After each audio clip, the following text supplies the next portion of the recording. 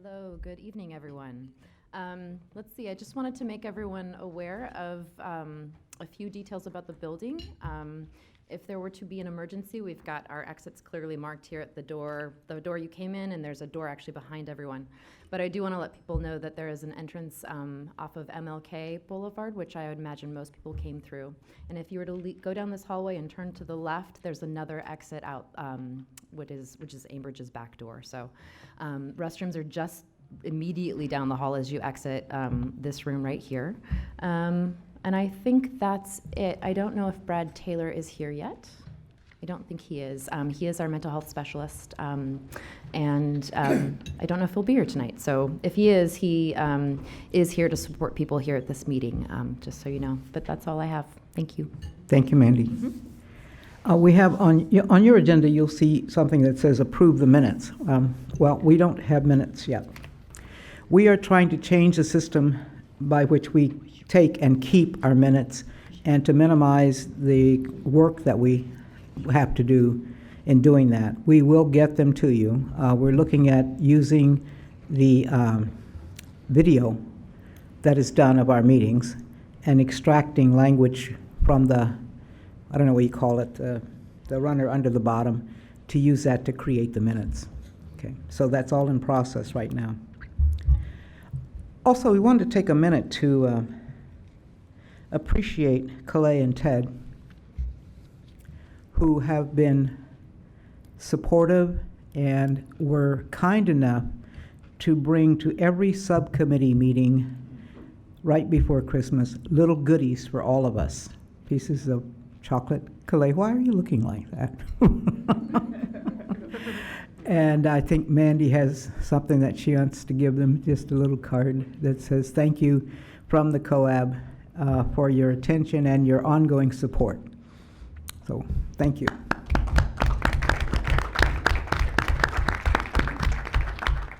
Quick look at the agenda. Presentation from DMH Research. This is going to be a presentation on the community survey that was done regarding the Portland Police Department. And after this presentation, the COAB will have a chance to discuss the presentation. And after we have a break, we'll get public comment. Okay? The subcommittees will make reports. I hope that people were aware of that on the agenda. The chairs for the subcommittees will make reports on the work over the past few meetings, because we haven't had subcommittee reports. They've all been squeezed away because of other issues that seemed more immediate. Then the chair for the executive committee will present a reporting and a communication process for consideration here and discussion. If there's still time on the agenda, we will hear from the use of force subcommittee to further review recommendations that haven't been taken up by the COAB. If we don't get through those, and there are a lot of them, I don't think we will continue on at our next meeting. I want to start out by saying that, I'm sorry, do we have V on the phone?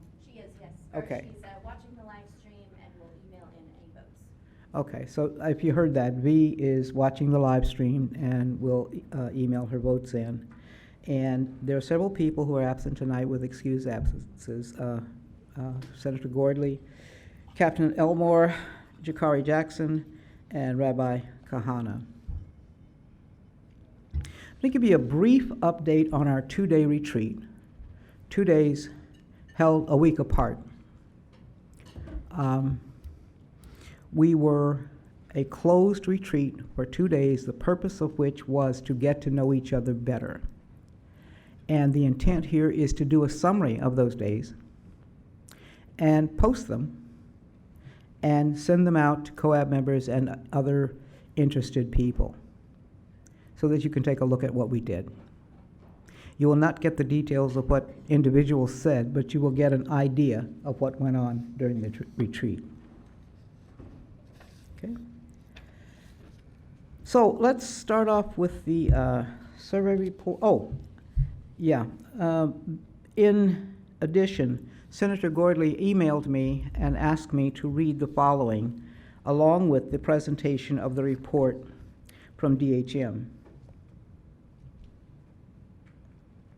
She writes, I will not be able to participate in the COAB meeting this evening. Have a positive and productive session. Please thank DHM for their report, particularly a more rigorous approach to the survey to obtain more diverse public opinions. Their approach affirms the importance of the decision we made in changing vendors to do this work.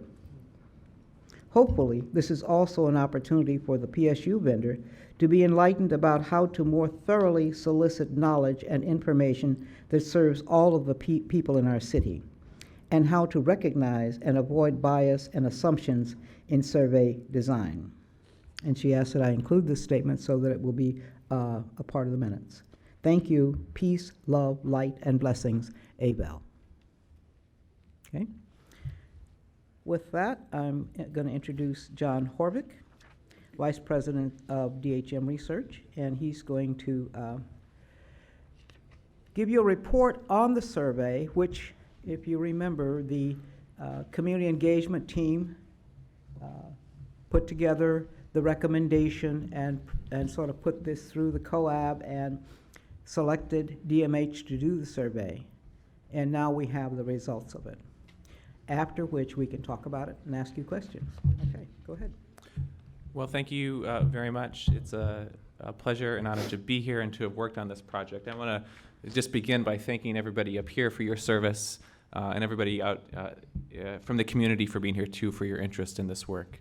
I'm going to use my time primarily to talk about the study design, how it was done, looking at the report and how to read the results. I'm going to spend very little time talking about the results themselves. So just, the reason for that is that's really your expertise and your role. Now, as a public opinion researcher, I'm often called in to do community surveys similar to what we did today. And sometimes the hat that I wear when I do that is to bring in my expertise about a community, about policy, about strategy, and take the numbers and try to make recommendations. Sometimes that's the hat that I roll, and that's what my job is.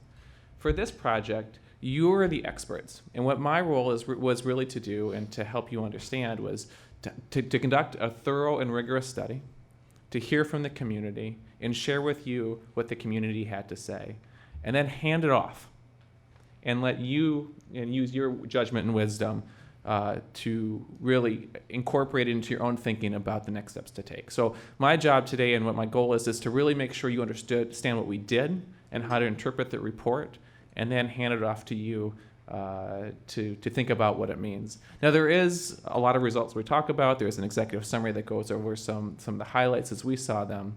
But I just want to make sure before I leave today that everybody's comfortable with what we did and how to interpret things.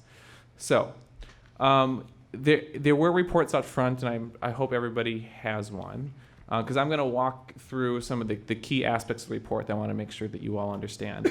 First, and importantly, this survey was put together in collaboration with DHM, with my firm, but also, of course, with the COAB and the COCO. And so this is a collaborative effort in what questions were asked, how they were asked, and in its design.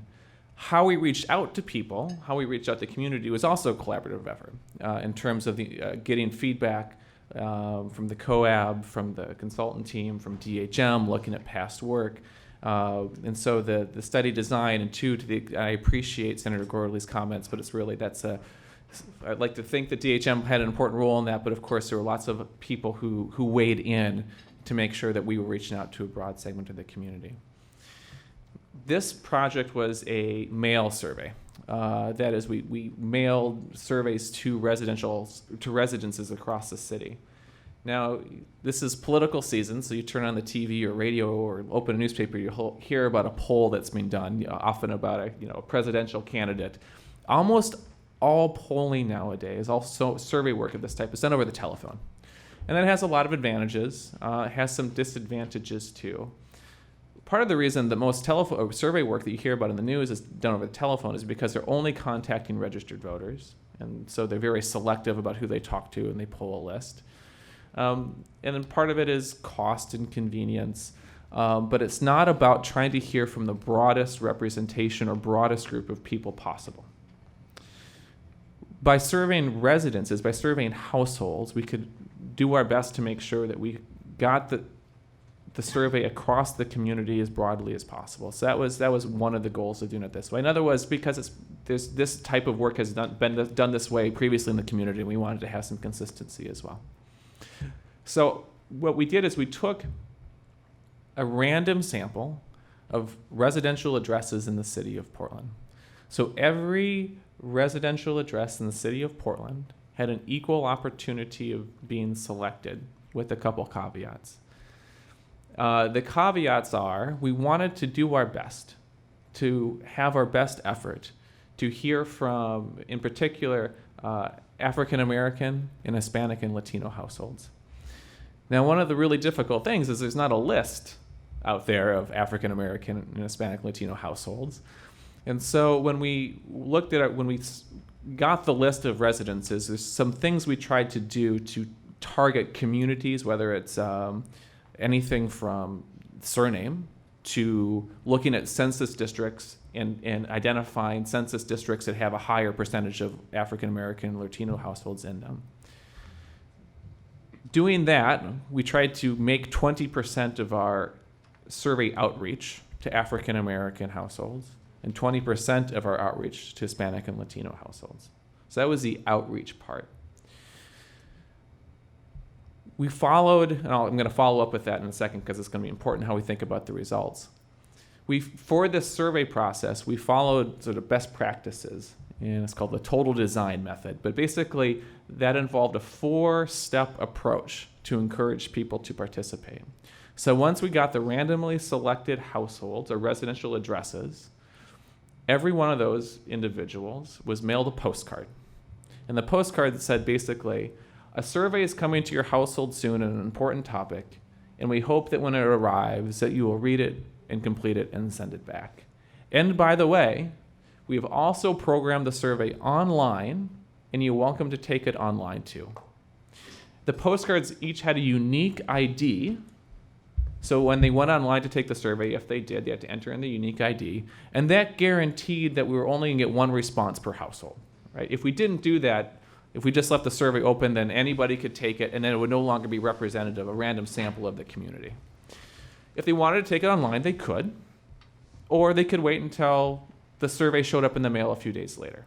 So they got the postcard, then a few days later we mailed them the survey, and the survey came with a letter explaining the background, explaining how to fill it out. It came with a addressed and postage paid envelope so they could just return it to us. A few days later, they got a reminder postcard saying, we really hope that you saw the survey and that we encourage you to fill it out. Oh, and by the way, you can take it online still if you'd like to. And then a few days later, again, we sent them a second survey, again, with postage paid, envelope returned. And so we gave them two postcards that either told them that the survey's coming, one to remind them, and we sent them the survey twice. And then they had the opportunity to take the survey either by filling it out and mailing it back to us or taking it online. So we wanted to make it as convenient as possible. We wanted to make sure that people were poked and prodded without being a hassle. The response rate for the survey, that is the percentage of people who were contacted or residences were contacted and returned a survey, was 23%. Now, 23%, if you don't work in this world, you might think, oh gosh, that means 77% of the people didn't respond. Well, and that's true. I'll tell you, survey response rates for most telephone surveys, 5-6% is the percentage of people who we contact and decide to participate in a survey. 23% is great. It's really high. And it speaks to using this methodology, even though it doesn't go as quickly as a telephone survey, and it's logistically, it's more difficult.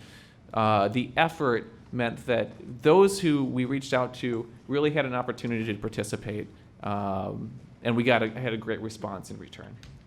Now, survey research is difficult for a lot of reasons, and one of just the realities of survey research And I'm going to want you, if you have the report in front of you, if you could turn to pages 3 and 4, because this is something that's important and I want to talk you through.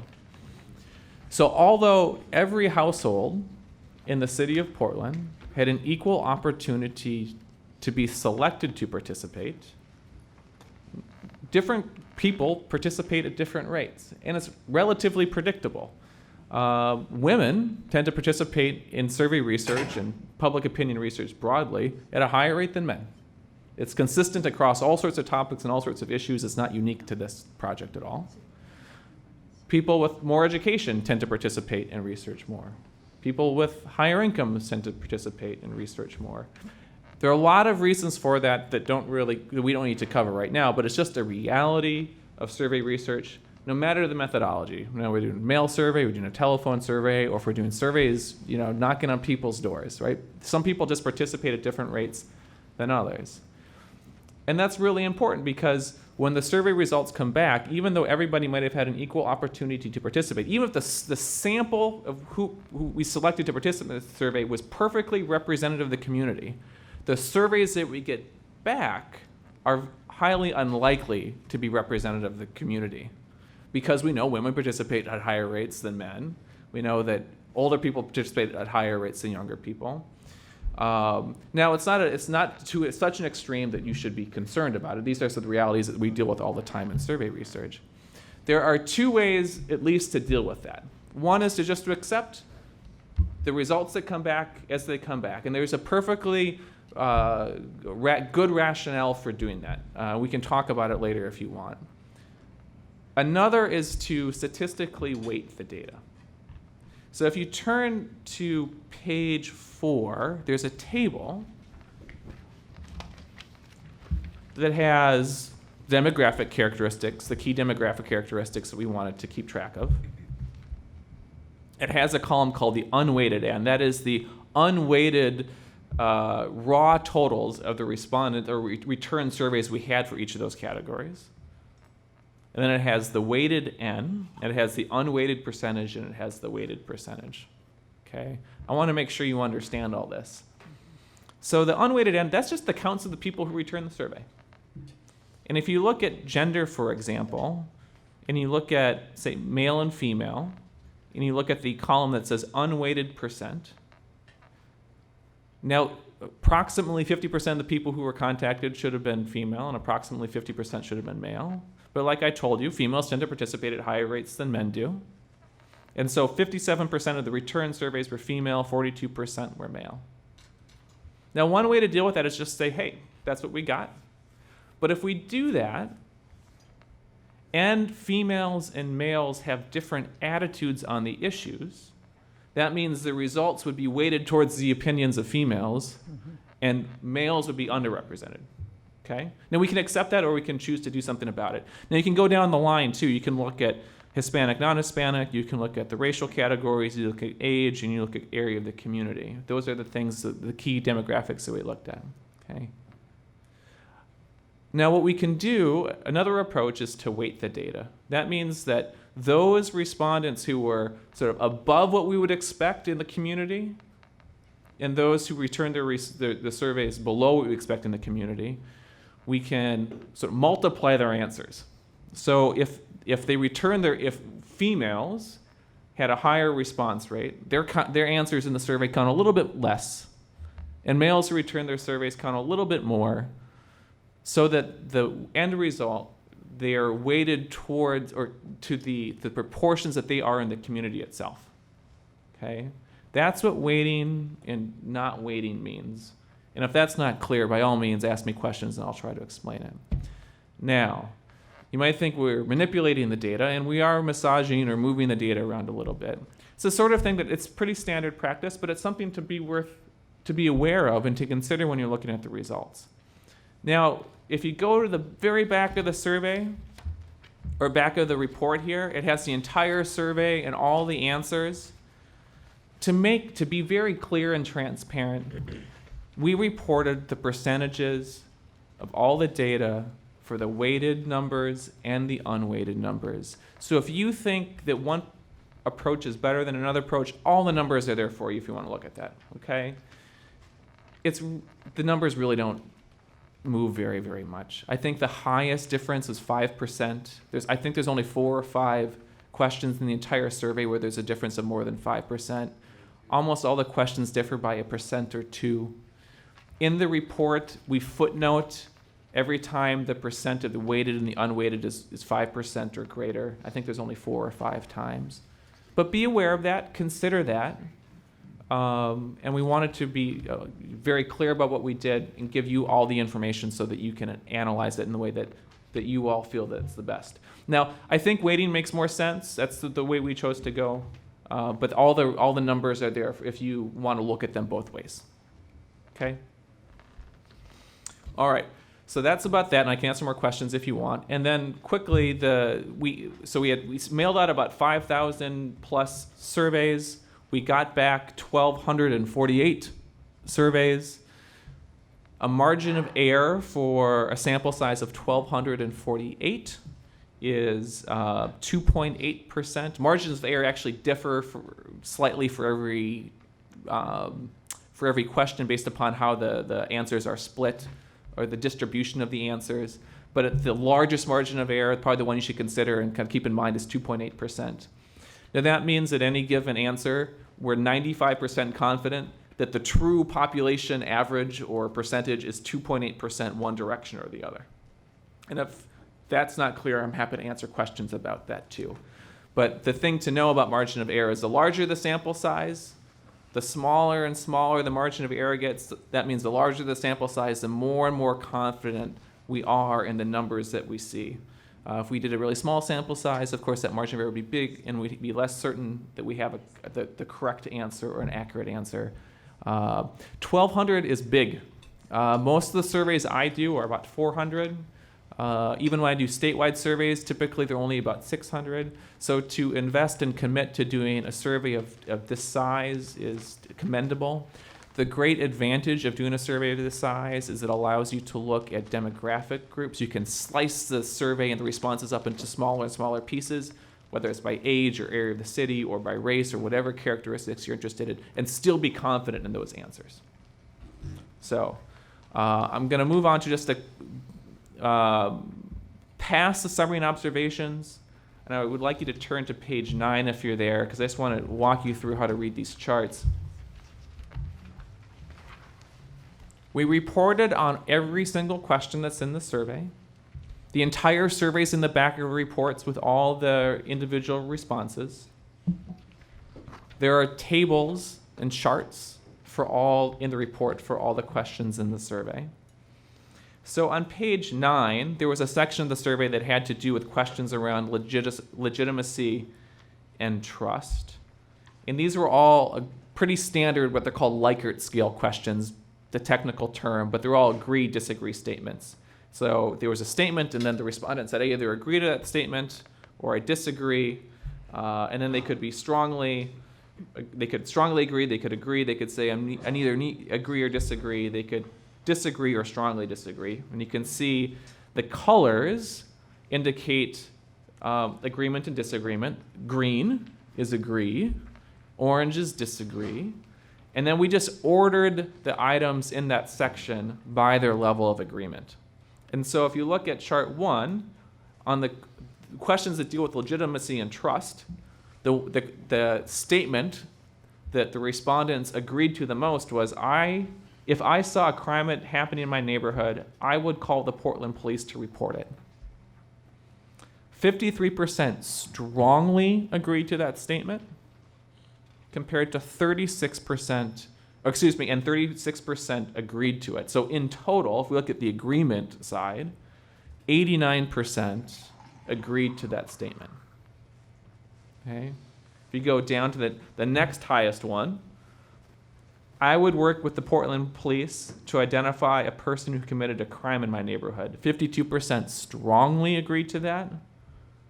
36% agreed to that, for a total of 88% agreeing to that statement.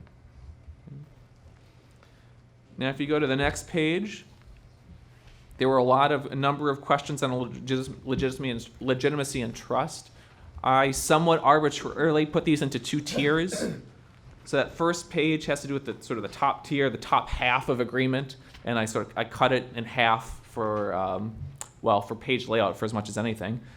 So if we look at the lower tier, if we go all the way to the bottom, the statement that our respondents agreed to the least was the police in Portland do not use race and ethnicity when deciding whether to stop someone. 7% strongly agreed to that, 16% agreed. So in total, 23% agreed to that statement. Going one up, the one that was the second least agreed to, the relationship between the city and the police, the relationship between the police and the people of the city is very good. 9% agreed to that, or strongly agreed, 23% just agreed. Okay, that's how to read these charts.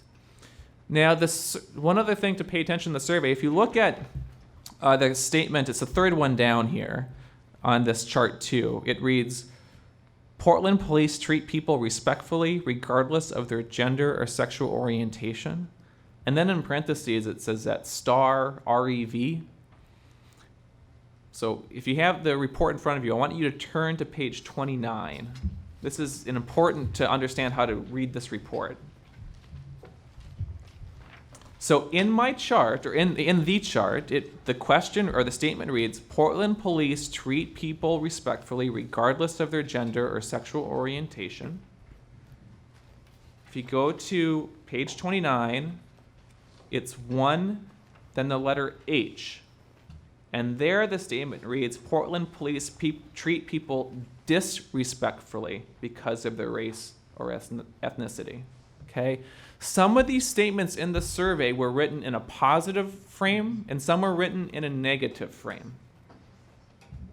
For the purposes of our analysis and to make things consistent in the reports and charting, those statements that are written in the negative in the survey, we flip the responses. Does that make sense? So if you disagree to that statement, that's like agreeing to a statement that's in the positive. Okay, so all the places in the charts where it says REV, that means the response categories are reversed. So if you said strongly disagree, it's going to show up as strongly agree in the chart. Okay, if we didn't do that, you'd see all these charts bump all over the place. Reversing the response categories allows you to make a consistent evaluation across these items when they're either written in a positive frame or when they're written in a negative frame. Okay.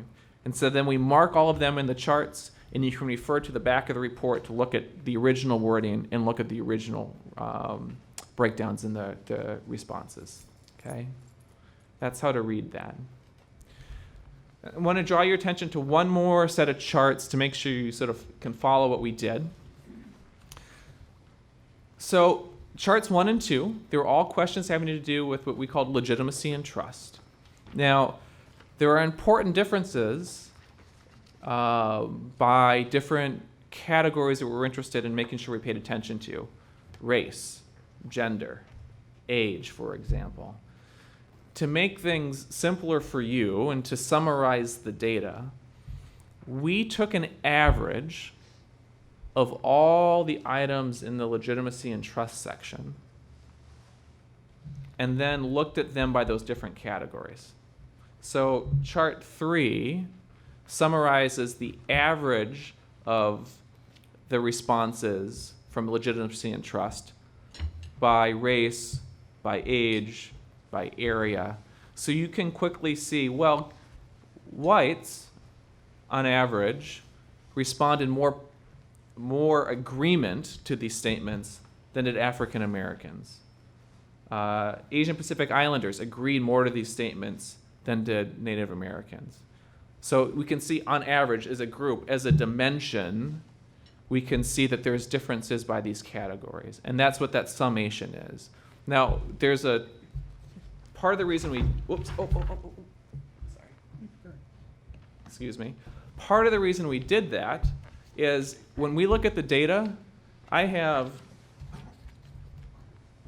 138 pages of numbers that look at every single question by every single demographic group. And it's very, very difficult to read through everything and try to summarize everything. And so we tried to do that here, but all the information is available to you if you want to look at the individual questions by the different categories. But it was our way to try to summarize some of the big themes and show some of the differences by the demographic characteristics that we're most interested in. You'll see in the report sections called demographic differences. And so, for example, on page 11 towards the top, it's in orange lettering, says demographic differences. In the report, we've highlighted differences that were statistically significantly different. And that's a term that researchers like to use and pollsters like I like to use. And I just want to describe quickly what that means. Sometimes you're going to see differences when you do a survey that are just random error, random chance. And if you did a survey over and over again, you're just going to run into differences that are there by random chance. Statistically significant means we did the math, and if the difference that we see is large enough that it would be very rare that you would see a difference of that size, unless it was a real difference in the community. Because you're going to see some differences just by random chance, but these are the ones that are bigger than random chance, okay? And we've called those out in the report. So all the sections that say demographic differences, those are the differences on questions or dimensions that are big enough to say mathematically, statistically, these are differences that are worth paying attention to because they're not likely to occur by chance. Statistical significance is different than meaningful, right? Sometimes something might be statistically significant. That is, it exists and we don't think it exists by chance, but it's actually not that important, right? And that's a judgment call that you have to make. But we wanted to call out for you that these differences that we're pointing out do bear attention because they are unlikely to exist by chance. And then you decide, do they matter? Are they important? Should you do something about it? Okay. So that's really what I wanted to do. If you want to turn back to the summary and observations, so on page 6, 7, and 8, we've tried to highlight what we thought were key findings. We're not making, this report doesn't make recommendations or suggestions, but things that we thought, based upon our understanding and knowledge of the purpose of this project and your goals, what's important to note. And I'm going to highlight a few that just on page 7, because I think that they're probably the most noteworthy as far as my understanding. But if you look at page 7, the top bolded statement there, members of marginalized populations often had more negative perceptions of the Portland police. And you can see a couple, the bullet points below of some different populations. And then you'll see below that sort of bolded section, Hispanic respondents expressed specific concerns about police performance rather than one consistent viewpoint. Hispanics, non-Hispanics actually in a lot of ways were similar to each other. There were a couple places that are worth noting, perhaps. One is that Hispanic respondents contacted the police. They were more likely to come away dissatisfied. That's probably the biggest difference around Hispanic, non-Hispanic. The next bolded sort of point, African American respondents expressed consistently more negative views about Portland police, including with trust, using too much force are 2 points. And another, I think, my understanding, part of this process, those experiencing mental health or people in their lives also tended to have more negative impressions. Now, when I say more negative, I mean that's a mathematical question, right? They rated things differently. So that's when I say more negative, that's what I mean, that their responses were different than other groups who tended to be more negative. Whether in what to do about that, the weight that you should put on that, I'm not making a comment on. That's really for your judgment. But my understanding of this project and what's driven it, those are probably some things that I want to highlight. And then I'll start at the top. So I know I'm bouncing around here, but the top of page 6, I think I'll leave on maybe a more positive note. Portland respondents look favorably upon the Portland Police Bureau when it comes to crime fighting. Our respondents in the survey said they were willing to work with the police. Nearly 9 in 10 respondents were willing to call the police if they saw crime. 2 in 10 said that they felt disrespected. Fewer than 2 in 10 found the police untrustworthy. And you can go on through the report, and I know that you will. I'm going to stop there. My goal was really to explain how to read this report, what we did, highlight a couple things, and then turn it over to you. I'm available to answer questions about the methodology or any of the results. But with that, I think I'll turn it over to you. Thank you. I have 2 technical questions. In the definition of marginalized, what's included there?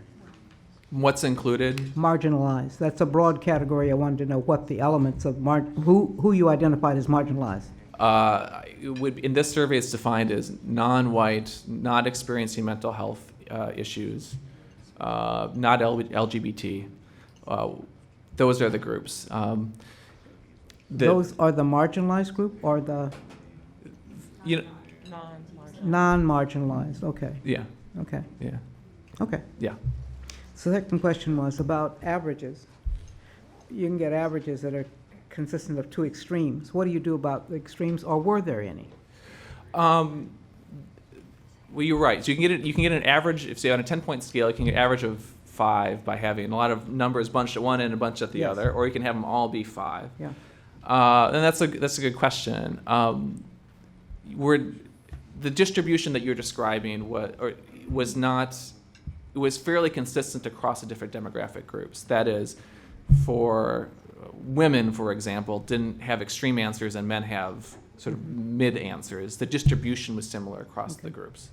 And then you can see in the individual, so if you look at page 9, for example, if you want to look at the legitimacy and trust questions, the distribution of the answers was similar across the different groups, but the intensity was going to be different, and that's what you see in the averages. Yeah.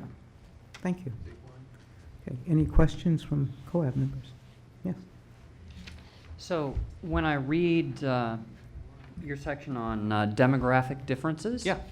the question I find myself asking when I see that, of course, certain respondents had a much more negative view than others, let's say white versus African American. So I find myself wondering, well, don't the African American population in Portland have more contact with the police than the white population in Portland on both a voluntary and involuntary basis?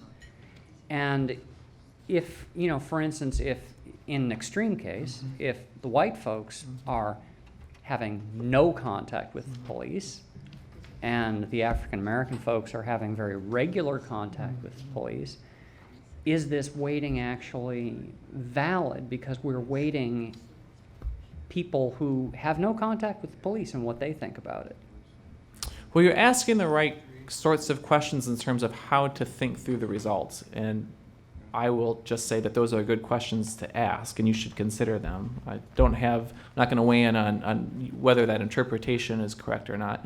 We do in the survey, and I don't have it, I'm not sure what page it is right now, we asked about contact with the police, and you can look to see what the differences are between the different categories. But you're right, you might want to think about the results in terms of people's experience, and then therefore how they're evaluating that experience, how frequently they're experiencing, and therefore how they evaluate those experiences. And that's a judgment call that I would encourage you or a judgment that I would encourage you to use as you're looking at the results. Other COAB? Siaram, Tom, and then Philip. So my question, take for example the chart on page 11. If a person happens to, or actually that's not a good example. Well, I don't see, how would we be able to, and because a person's identity can be not only about their age and their age and their race, but also if they're LGBT. How are we are able to kind of interpret the data so that we understand if folks are from multiple marginalized groups? Yeah, that's really difficult. It's a great question, and there are some limitations. I would encourage everybody to sort of have that eye and think about those populations, whether it's anecdotal or thinking about the data with the way it's presented in front of you. But you're right. So when we look at subgroups, so we look at the whole population, it's 1,248, and we sort of cut it up into different groups. Say we cut it up by gender, it's roughly half in each group, and then you cut it by race, you get smaller and smaller categories. So if you go, for example, gender and then race and then LGBT, the number of people that get into those that is in that category is quite small. So small that it's statistically it's very difficult to make projections about that group as a whole. And so, we can try to make some assumptions or inferences based upon the larger categories, but when we get to those smaller categories that have multiple demographic characteristics that we're interested in, we have to use our judgment to make inferences about the larger. Were you able to draw any conclusion? Did you drill down that deeply into the data? And if so, were you able to draw any conclusions about the experience of those folks? We drove down the data to the level that's reported here, so there's larger groups. So we looked at racial categories, we looked at gender, we looked at area, we looked at LGBT, but we did not look at multiples of those. Doing so that the numbers in those groups are generally just too small, that if we tried to make inferences, the risk of making a wrong inference is too great. Tom? When you talked about statistical significance, I can't tell in the report if you made findings that some of the survey results were statistically significant or not. So what we've tried to call out are those that are. So everything. So those things that were not discussed, you can assume as a reader they weren't statistically All right, significant. okay. Yeah. Philip? Thank you. So on page 11, I see that the different categories are broken down: white, African American, Asian, Native American, and then there's there's in parentheses there's other, and I'm wondering if you can expand on what the other means. How did you come up with that topic of other? So if you if look, a person has a specific group, why did we not name out that group? I guess I'm just looking for clarification on that. great question. So race is a difficult thing to ask about, and there are first a couple things to know about race in the way it's asked in surveys. One, this survey used the census definitions of race and ethnicity. This is going to be a somewhat long answer to your question. Census uses a two-part question. First, it asks, are you Hispanic, Latino, or Spanish origin, yes or no? It asks everybody, including those who said yes to that first question, what is your race? White, African American, Asian, whatever, the full set of categories. And you could say more than one. So there's two things to know about that and things to think about with the interpretation of the results. First, everybody is two things. You're Hispanic or not Hispanic, and that's what census refers to as your ethnicity. And then you're a race, you're white, you're African American, you're Asian, you're something, or you're multiple, okay? So there's two groups together. Now, a lot of times, in a lot of surveys, that question is not asked as a two-part. A reason for that is that many people who identify Hispanic feel that the racial categories in that second part don't apply to them, that they identify themselves as Hispanic and not Hispanic and white and not Hispanic and African American. They identify as Hispanic. A lot of times what happens is just is this reality of the way that surveys are difficult to write in a way that matches the world. But a lot of times what happens is people who identify as Hispanic choose to identify as other in that second question. Sometimes people just identify as other because they don't want to answer the question or because some of the racial categories don't apply to them. Could be any reason. But that other is that individual did not identify with any of the racial categories that we've offered them. And most of those people identified as Hispanic in the first question. Great. Yeah, that was a great, clear explanation. I am wondering if instead of having another as a category, it would be possible to have something in the way of, like instead of the other category, you would have something like a line where people could put in what they felt their identity was, and that in itself could develop a new group for statistical analysis. So hopefully you could expand, and because that category is a little vague, I was just wondering if there was a way to get more clarity for that in the future. I could go back to the original data. We may have done that. I can't recall for certain. I will say 4% of the respondents identified as other, which is about 45 people.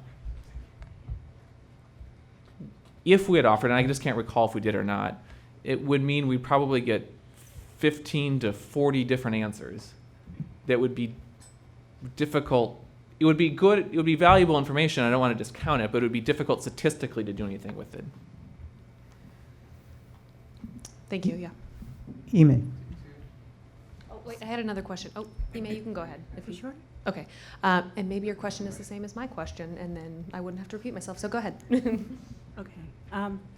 I'm wondering, you held up a packet of the raw data when you were doing your presentation. I'm wondering if we're going to get access to that as well, so if we will be able to see all of the answers. We've provided it and then to the team, and then it'll be shared. You post on the website. The most I'm saying. Okay, thank you. Anybody else want to go? Any co-op members have any other questions before I ask my other question?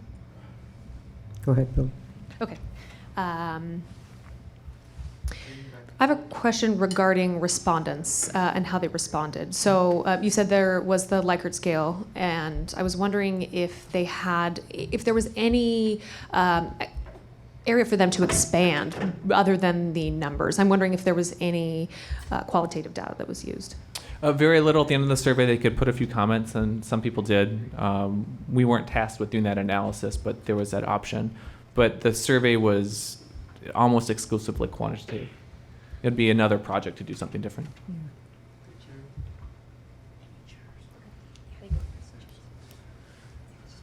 More questions? So now that you have had a chance to review some of the data, are there things that the COAB feels it needs to discuss here in terms of either what you find we may need to look at further, or you may need to look at further, or surprises, or observations? Ime. First, I do just want to thank you for going through and making sure to mark the demographic differences, being sure to have queer, trans, and QTPOC folks as part of that, even if they didn't make it into these graphs. But I think both what you've presented and the answers you've given us today point to the problems with quantitative research, right? Like, you may disagree with me because you may be quantitative oriented. I do a lot of qualitative work as well. Okay. So, because we are trying to look at very specific things, like the impact of use of force on people with mental health issues, right? And how to change that. Mm-hmm. And so you were tasked with giving us a statistically valid view of the entire city. Mm-hmm. And the entire city does not have mental health issues, right? And the entire city also does not interact with the police during, a crisis in which use of force is used. So there are ways in which groups that don't have these experiences are overrepresented because it has to be statistically significant, right? So, for instance, say Autumn's question about intersections. Numbers-wise, we can't get to that, right? Qualitatively, we can. So let me try. Those are fabulous questions and fabulous ways to think about it. So,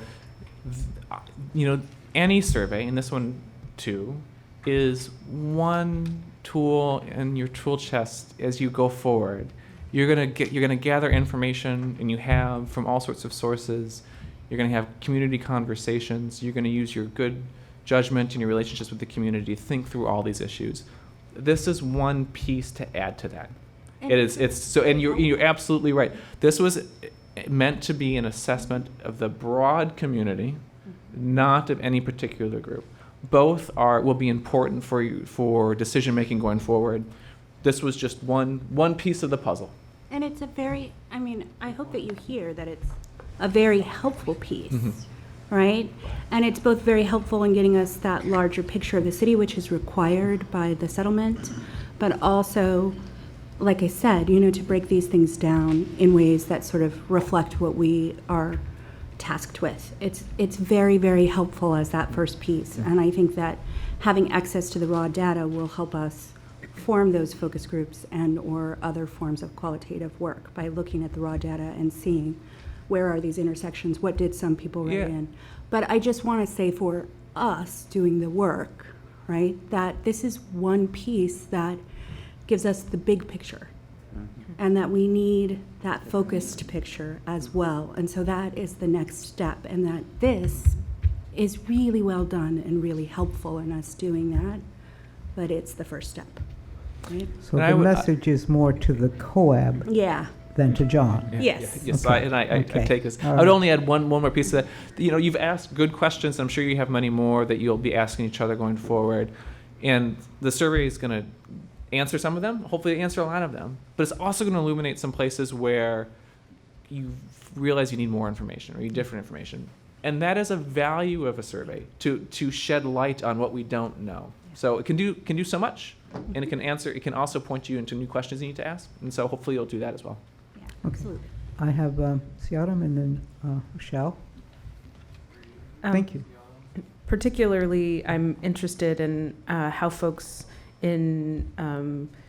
with different intersections may have responded to question 19, which is on page 27, comfort level and calling police for family member in mental crisis, to see what the many diverse respondents said, who was mostly in the somewhat uncomfortable side and who was mostly in the somewhat comfortable side.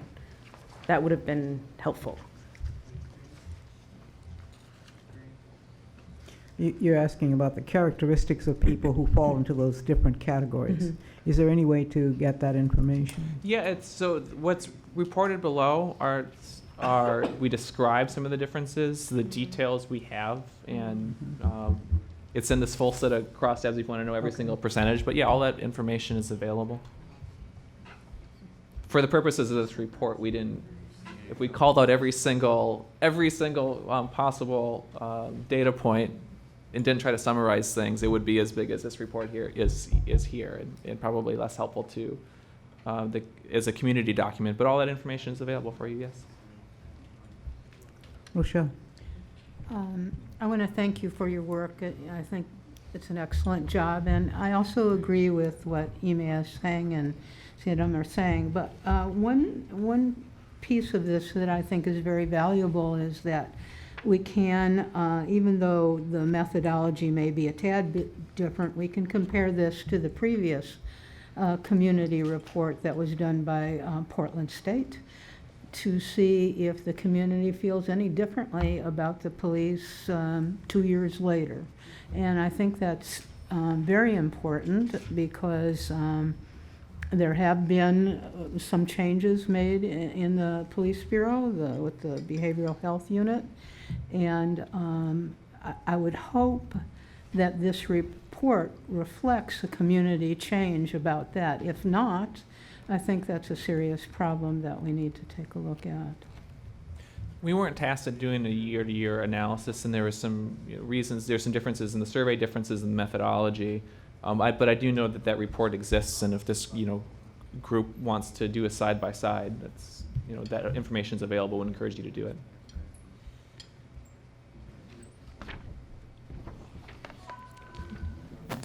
Two quick questions for you.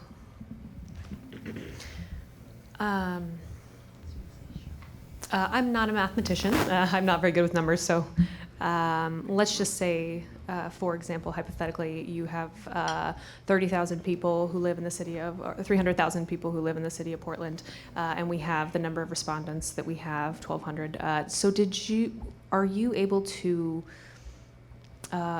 analyze what percentage we needed to be able to have an average representative sample of respondents? Does that make sense? It does. It's a wonderful question. It's one I get a lot as a survey researcher. So there's, I'm going to give you a very non-technical answer. First, we design the outreach, the number of people that we sent, a number of households we sent a survey to try to get 1,000 surveys back. That is, we assumed a response rate lower than we actually had because we were aiming for, we thought 1,000 was a pretty good number. Okay, let me walk through 1,000.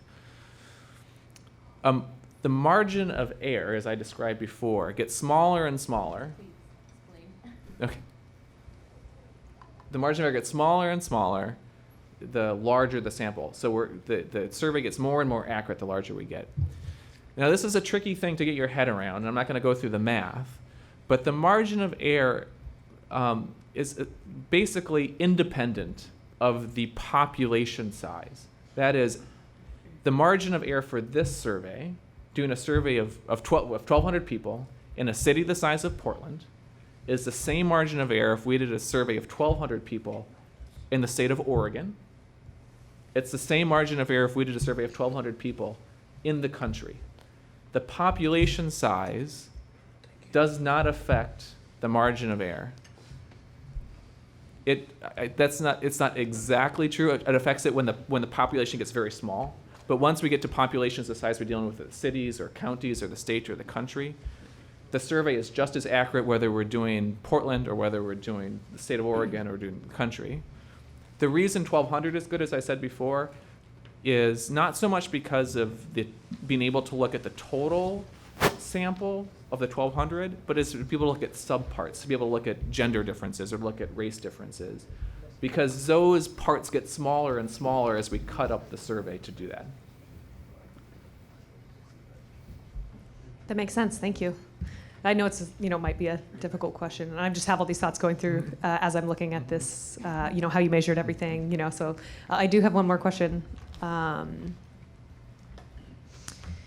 the respondents who live in the city of Portland, did you include information about people who live in Portland, about how long they've been residents here? I'm just trying to think if a person has been living in Portland for a month compared to a person who has been living in Portland for 20 years, how their experiences, how they interact with the police would be different. And their measurements might not be accurate if they haven't lived here as long. So I'm wondering if that was included. So we did not ask that question, so we did not capture that bit of data, so we can't look at things that way. I'll push back a little bit on their experiences not being as accurate. Their experiences would be representative of what their experiences are. If you are new to Portland and you're a Portland resident, your opinions are what they are. And you all need to consider them regardless if they've been here for 20 years or for 2 months. But we didn't capture it, so we can't look at it that way. Thank you. So, COAB members, how do you think you can use this data to inform the work of the Community Outreach Committee or other work that you're looking at? Are there ways in which we need more? I have here, there's a need for qualitative research, some of which will be done. We want to compare it to previous reports and to look more deeply into the intersection of demographics, if possible, or where possible, perhaps using the raw data. Are there other things that the COAB should be considering at this point in terms of this report? Let's go with Bud and Thorpe. So I'm going to go out and download the raw data since I'm a data analyst by trade. So I'll see if I can get to a place where if other COAB members have questions and want to look deeper at something, that I can facilitate that. And one thing that I see in here as low-hanging fruit, really just a glaring thing, an opportunity for COAB, is the point that just across all the communities, across all the demographics, we're hearing, I'm not seeing community policing happening. I'm not seeing my police officers in my neighborhood. I don't have an interaction with them where I know their first name. So that, to me, that's just like, wow, that's big. That's something that we need to talk to Jimmy about and see, well, okay, how can we improve there? Because that's just glaring. Oh, Yeah, thank you, Bud, and I do agree with you about your concerns on that. I was thinking this is a great tool, and to have another with the other survey that was conducted through PSU, because we haven't been through that data, being able to compare those and analyze what that means for the PPB. One thing for sure is this is proof of the reason we're here, and that there's a persistent problem, a persistent and clear problem, because the people who have mental health issues are having a lot of negative encounters with the police, and we need to really go through with our work. I'm curious to compare the two results and see what we find out, see what we can focus on and make improvements on. So that's really all I wanted to say.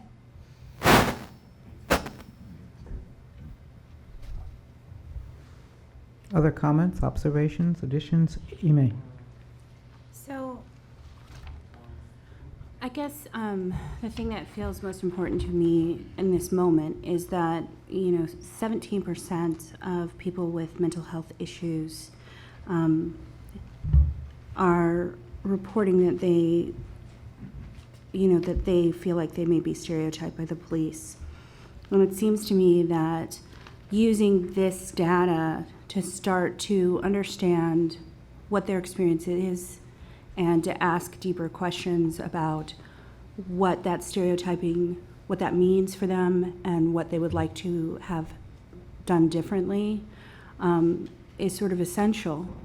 And looking, which is what our subcommittee does, my subcommittee, the mental health subcommittee, looking at what is already being done by the police that may not be translating, right? So, speaking anecdotally, a lot of my clients don't know a BHU exists. Therefore, their experiences are based on either their own experience of an individual police officer or, community stories that circulate about the ways that certain community members have been treated poorly. And so to make sure that that information about the ways things are changing and the police force are getting to them, but also that we are understanding, are those changes actually the changes they want? Are those the changes that are actually helping them? Are those the changes that actually make them feel safer and more able to trust the police and for that trust to be reciprocated, right? For the police to actually be trustworthy. So I think just those two little bullet points are sort of essential to our work.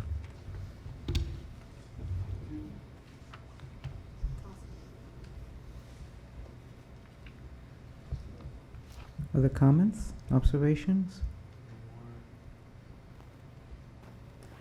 John, we want to thank you very much for coming to give us this presentation.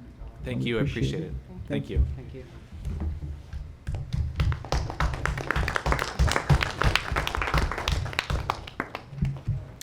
So it seems that perhaps the COAB could do some thinking among itself, among the subcommittee members, as to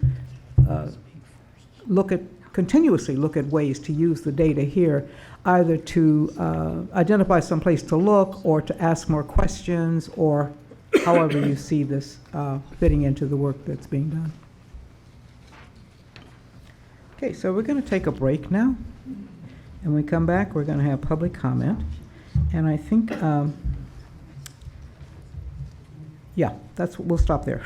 All right? 15 minutes or 7 o'clock. Come back at 7, please.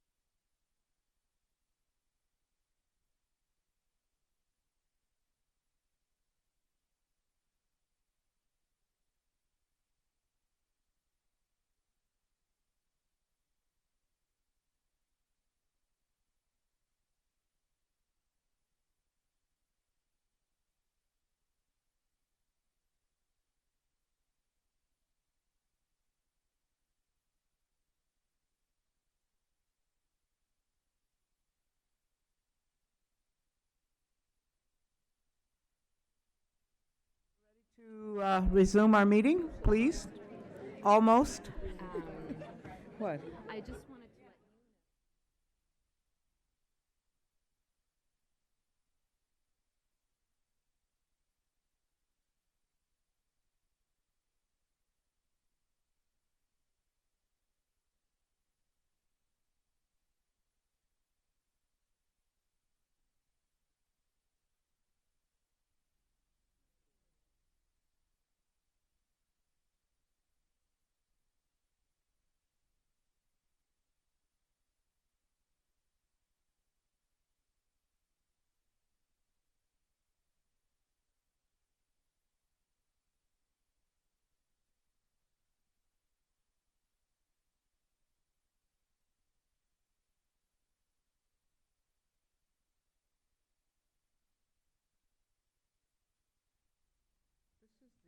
Public comment section, and I have quite a few people signed up. And the microphone is here. If you step to that microphone, we'd appreciate it so that you get recorded, you become a part of history. I have Dan Handelman.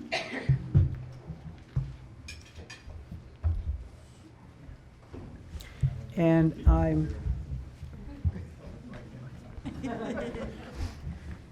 the public input is 3 minutes. Okay. Hi, good evening. I'm Dan Handelman with Portland Cop Watch.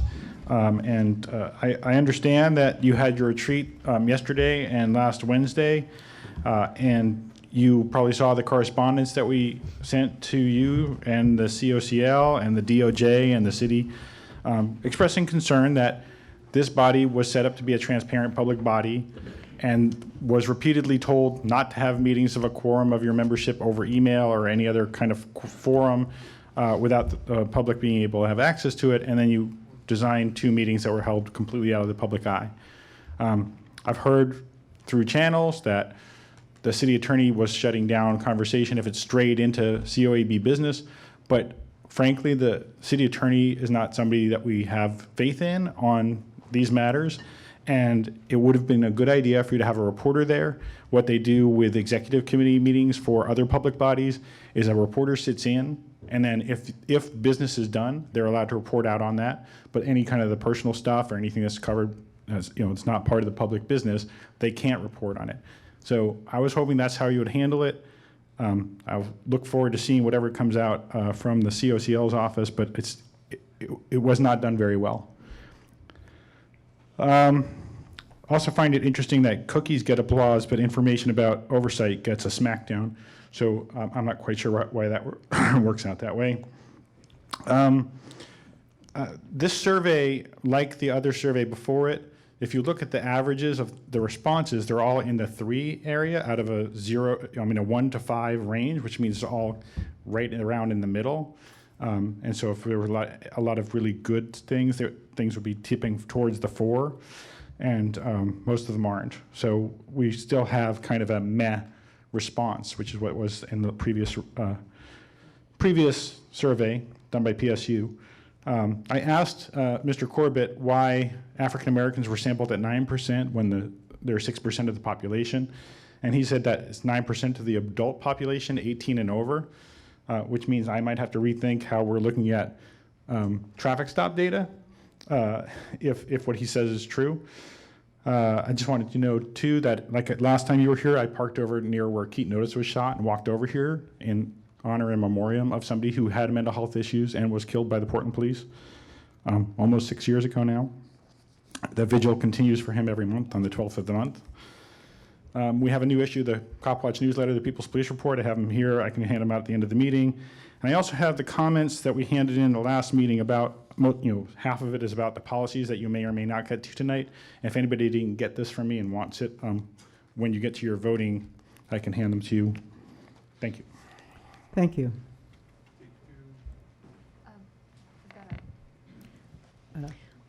No, I have a response to No. Dan, or No. no? Hold- no, not this time. Paul Fishman?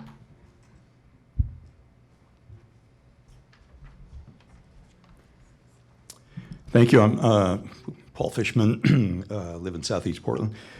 I want to say thank you to the board. I've been to probably most of these meetings and mostly observing, very interested. I've gotten active on the CEOP subcommittee. This is very, very important work. I know you knew that, you know that, and I'm not sure people from the community tell you how much we appreciate what you're doing and the amount of time and the commitment you're making to this effort. And it's really, really fantastic. These are critical issues for our community. They're critical issues nationwide, as we know if we watch the news or listen to the news. A lot of people are going to look at what we did in Portland because this is an experiment. And you folks are the, well, I don't want to say lab rats, but you folks are the front line of that experiment, okay? And when we're finished, and I say we because the community has to be part of this. I want to say something about the retreat, which I was going to say I don't have channels like Dan has, but I think the retreat was a very, very good idea. I've been involved on boards and committees and advisory groups, et cetera. And you always have a wide diversity of opinions and goals and agendas. That's part of diversity. But the important thing is to be able to work together and to trust each other. And a retreat can help accomplish that. And as a citizen of this community, it was fine with me. I was very happy to hear that there was going to be a retreat where some of the issues that I think exist on this board could be talked about and could be hopefully started to be worked out. I know Jimmy's not here tonight, so I'm just going to say quickly, on the CEOP subcommittee, of which I'm not an official member, that's another story, we'd like to invite people in the community to come to those meetings, people on the COAB to come to those meetings. Right now we're working on a talk or a presentation that a speakers bureau will go out into the community and present. And one thing I heard here, and I've read through the survey report, which is a very good report. One thing we're talking about is looking at the survey data and saying, okay, where do we need to focus our outreach? What part of our community, what parts of our community will the survey help us find places where we can go and talk to people because we think it's important? Okay? Anyway, thank you all very, very much. Very much appreciated. Thank you very much, Paul. David Davis.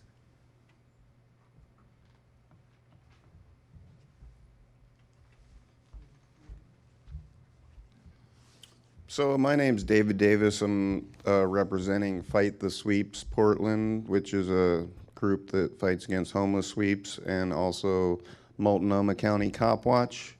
I have a few things to talk about. The homeless state of emergency that's going on.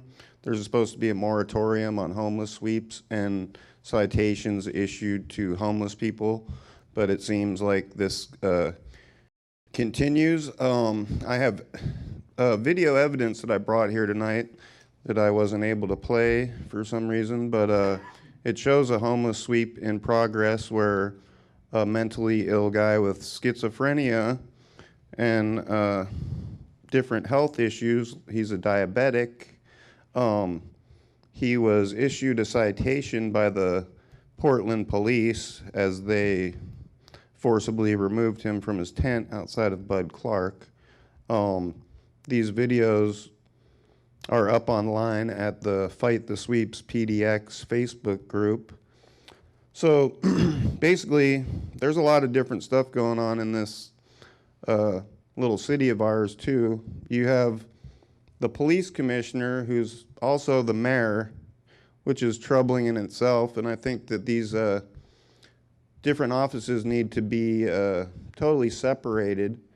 You know, that's a level of transparency that, you know, this leads to total corruption when you have a joint office of dual public officials. I think we can afford the extra $100,000 or whatever it takes to hire those guys separately.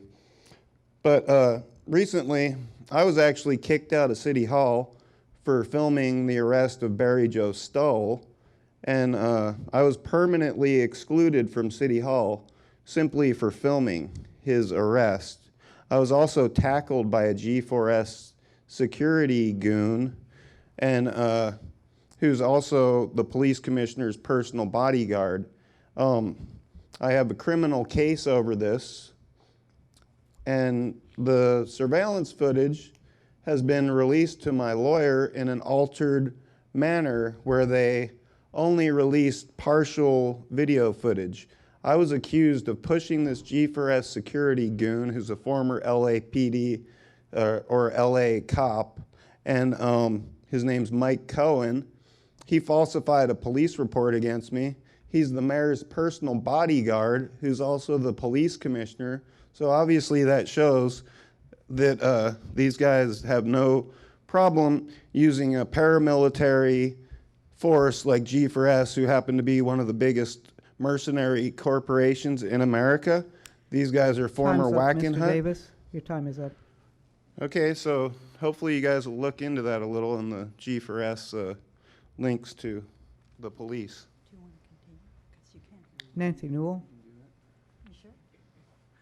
It would be helpful to have comments that are relevant to the work that the COAB is doing. We don't really have any purview over the police in the way that the information's being presented.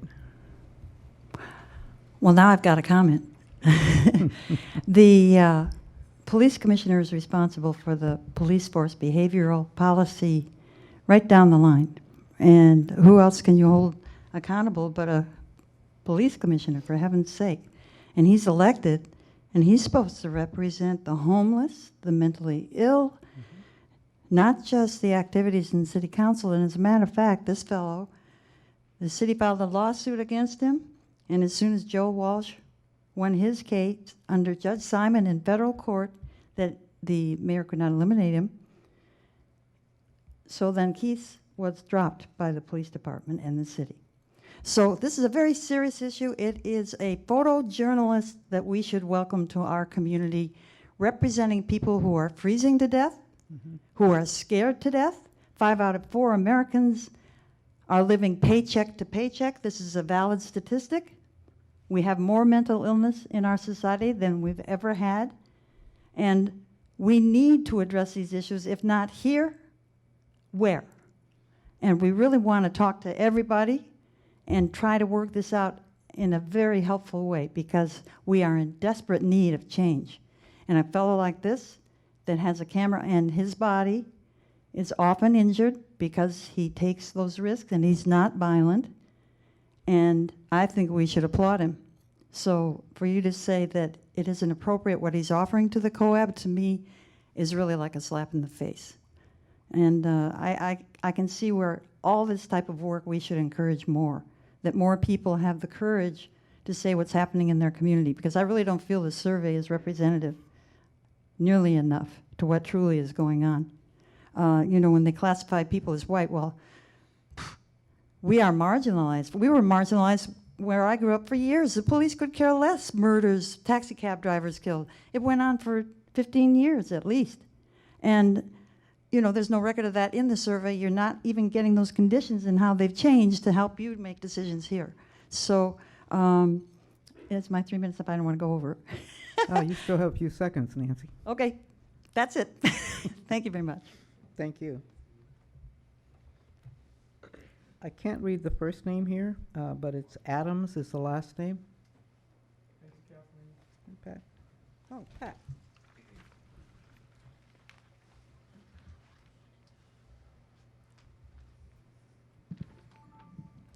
My name's Pat Adams. I'm a concerned citizen, live in Southwest.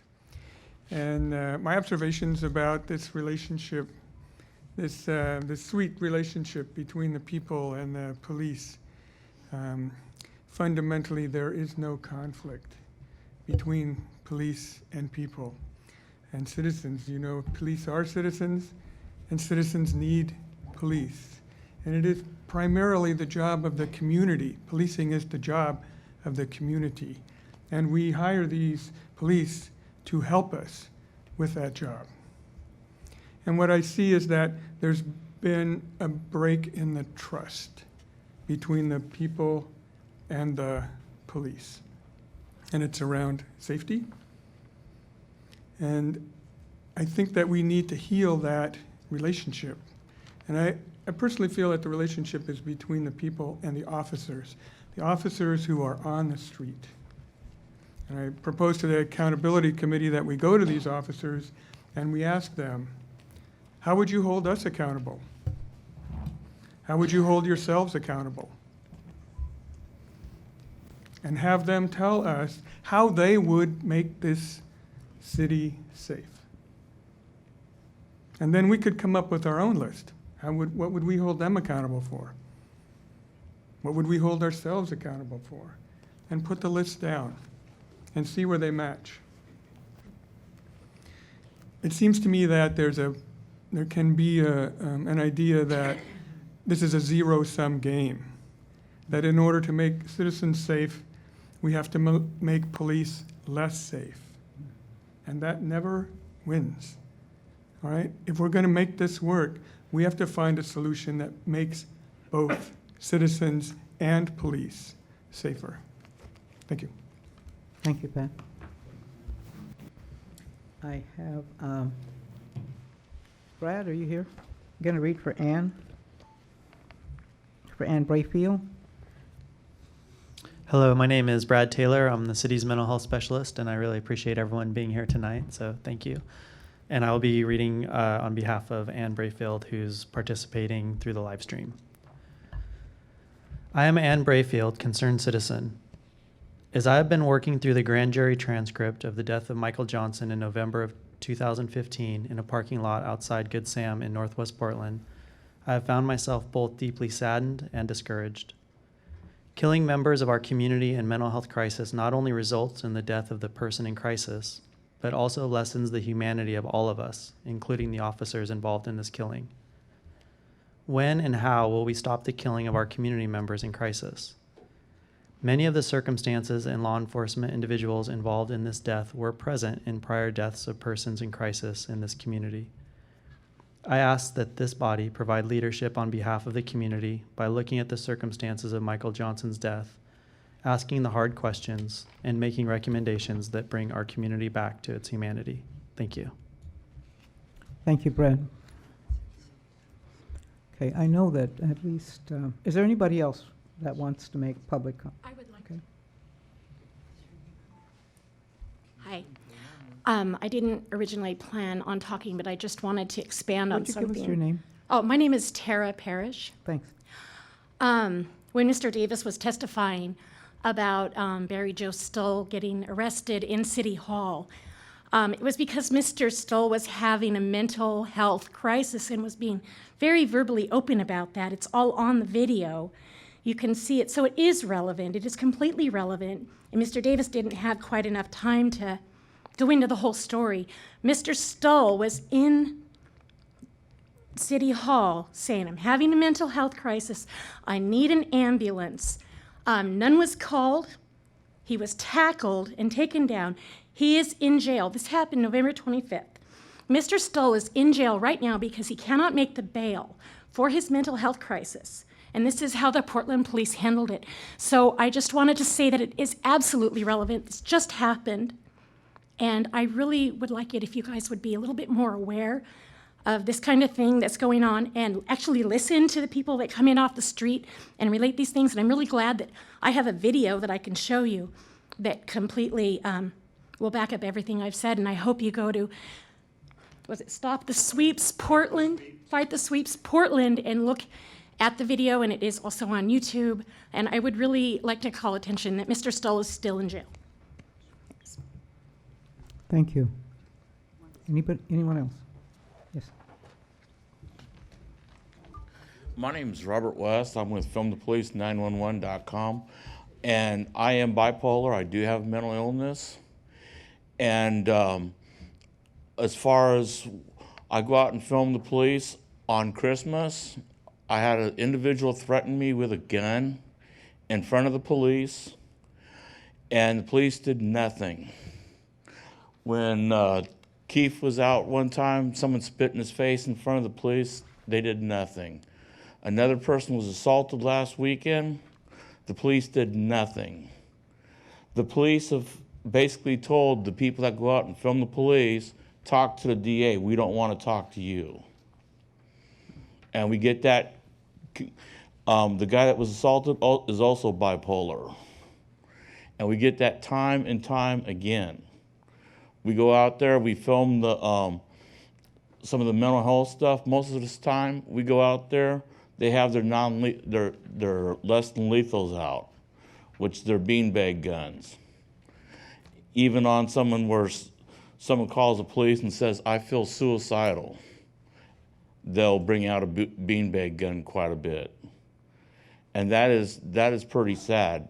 You know, someone's calling for help. As soon if we show up, they rush the beanbag gun back to their car. If the ambulance shows up, they rush the beanbag gun back to their car. Because they know that we will say something. If we see the beanbag gun out, the people in mental health crisis don't need to get beanbagged, they need to be talked to. And the police, a firm message needs to go to the police that when we want to make a police report, if we're a victim of a crime, we deserve the same rights and respect as everyone else. And that's what I wanted to bring up to you guys. And as far as Barry Joe Stahl, he's a good example of what happens when you let the Portland police do what they do. He asked for an ambulance for over 20 minutes. No ambulance showed up, but they brought in an officer that's been notoriously violent toward people with mental health issues and homeless. And so instead of getting the help they got a wrestling match and the guy's in jail now. And I'll let the rest of my 3 minutes go. Thank you.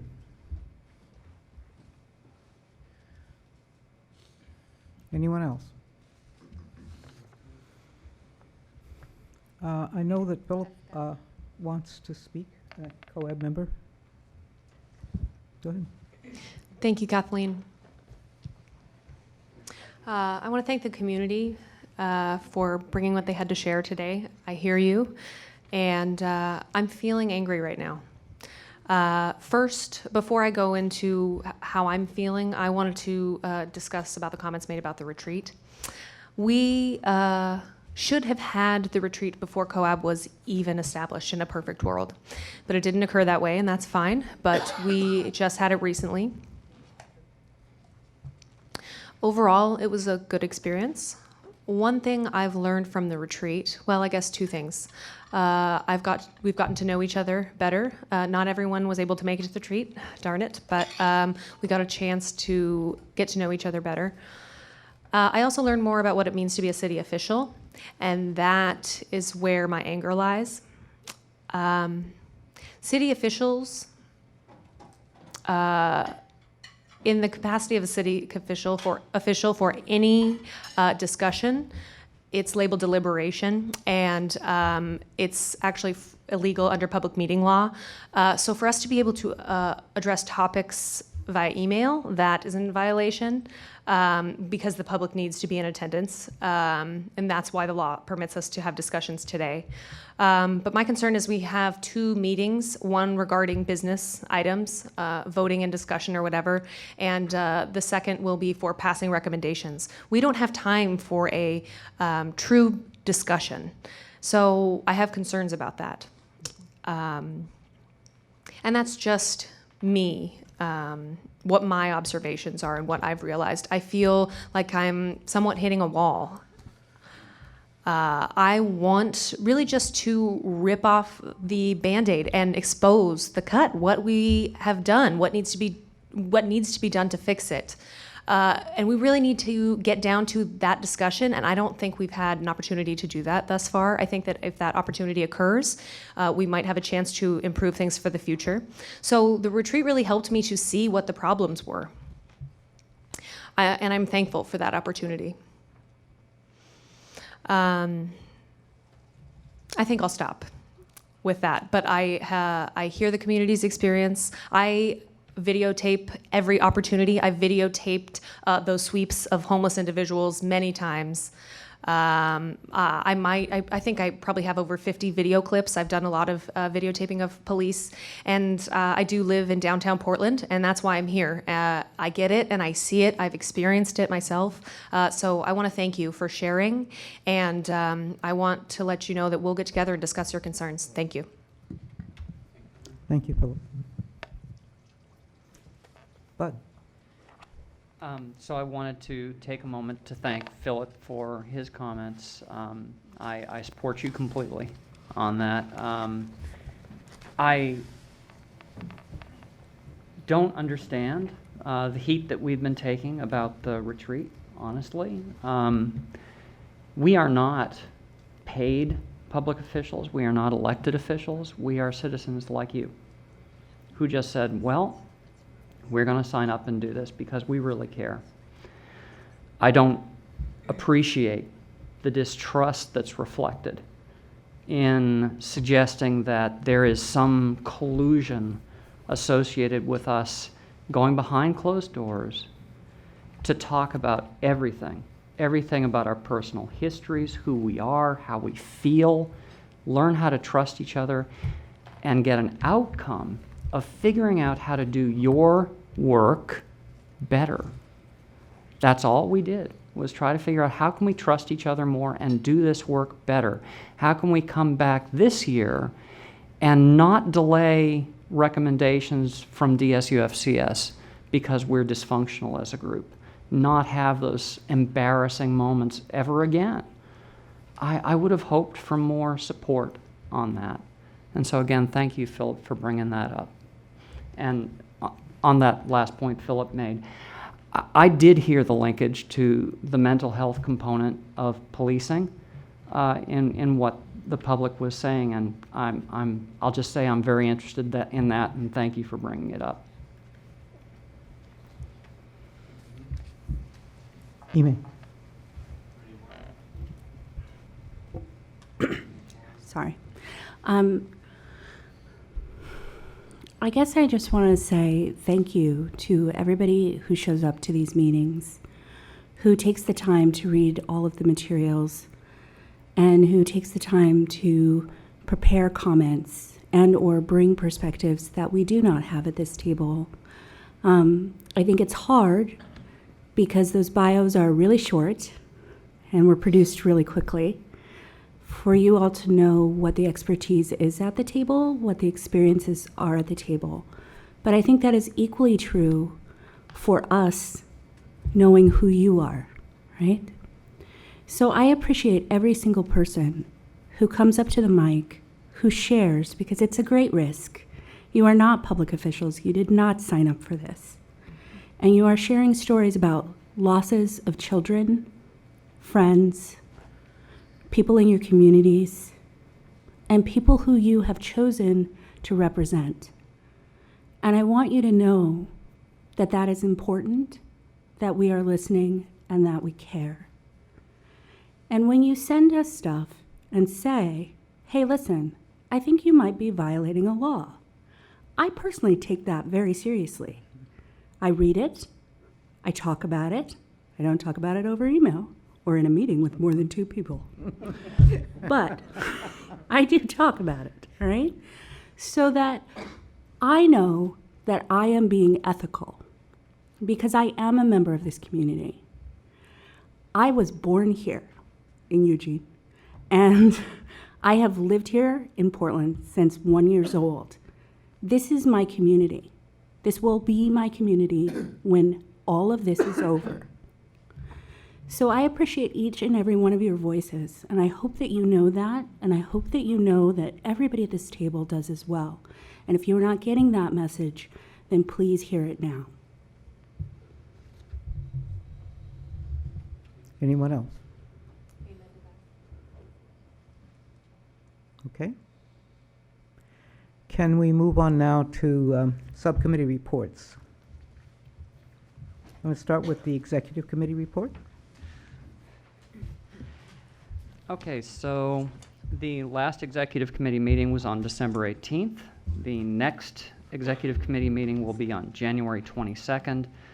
These meetings are currently at the COAB offices downtown at the Commonwealth Building at 411 Southwest 6th. Sooner or later, they're going to move here to the Ambridge Center, I think, as we move offices or something. So what we did in the last meeting is we talked about the timeline for the CEO plan.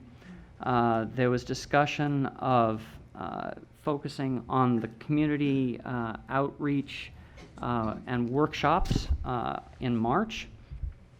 We talked about wanting to try and have the Speakers Bureau worked out and running by May.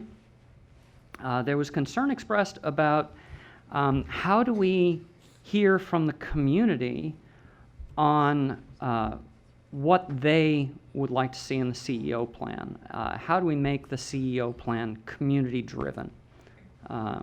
We haven't answered that question, but it's an open question that's of concern to us. We talked about subcommittee membership and how we would balance that. We have at least one subcommittee where we've had very low attendance. That's been a problem, and then we have another subcommittee where we just don't even really seem to have enough COAB members have joined, so that's creating many issues. And so what we agreed was we were going to contact any COAB members we thought might have the opportunity to shift between their subcommittees, or COAB members who might take on another subcommittee assignment, to see if that might help resolve the problem. And some of us have already done that, and unfortunately, so far, we have had some good answers, but we haven't gotten an entire solution. So at the next executive committee meeting, we're going to try and figure out what is our next step so that all of our subcommittees are properly staffed.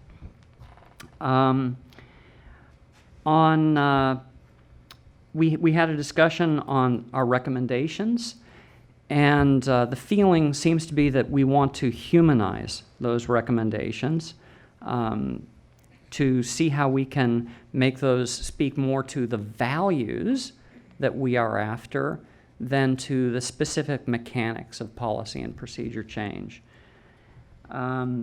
We talked about the retreat, really no need to go into that.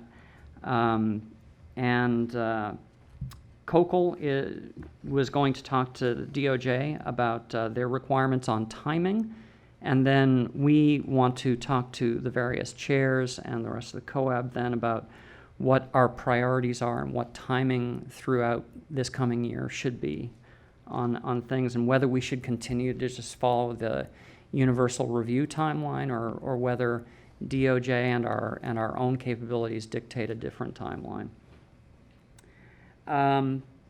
So next time we meet, we'll be talking about the work plan with Amy. We'll be talking about COAB agendas for upcoming meetings.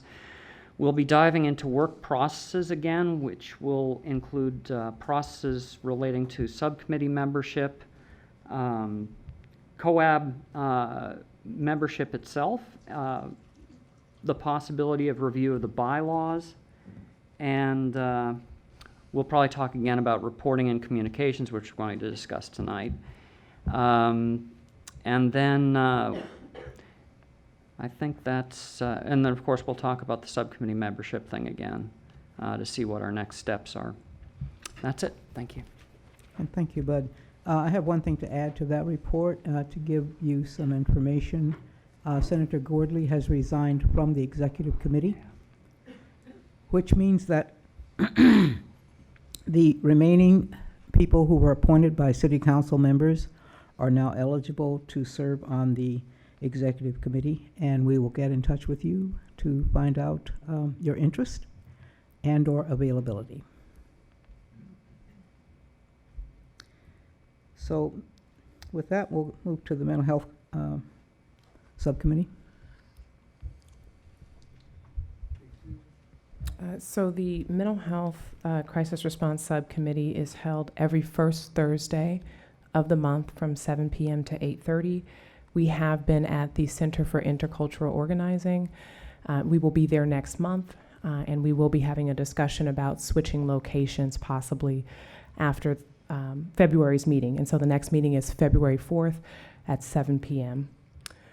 We had a pretty robust discussion in the new year. We last year wanted to make sure that we had a bunch of information before us. Again, our goal has been to not duplicate effort, to understand what has already been accomplished by the Portland Police Bureau, and then to weigh in to try to fill in the gaps. We really are trying to be judicious with the time and efficient. So one such topic was we had made a request for the Behavioral Health Unit Advisory Council minutes to be presented to us so that we could review them. As many recommendations and changes and policy changes, procedural changes and recommendations for training has already been made in the context of that body. So with the good help of the COCL and our Portland Police Bureau advisors, we were able to get a copy of the October minutes for the Behavioral Health Unit Advisory Council. And sure enough, there were a series of recommendations that had been made around trauma-informed practices, and we also got to see who specifically was on the committee.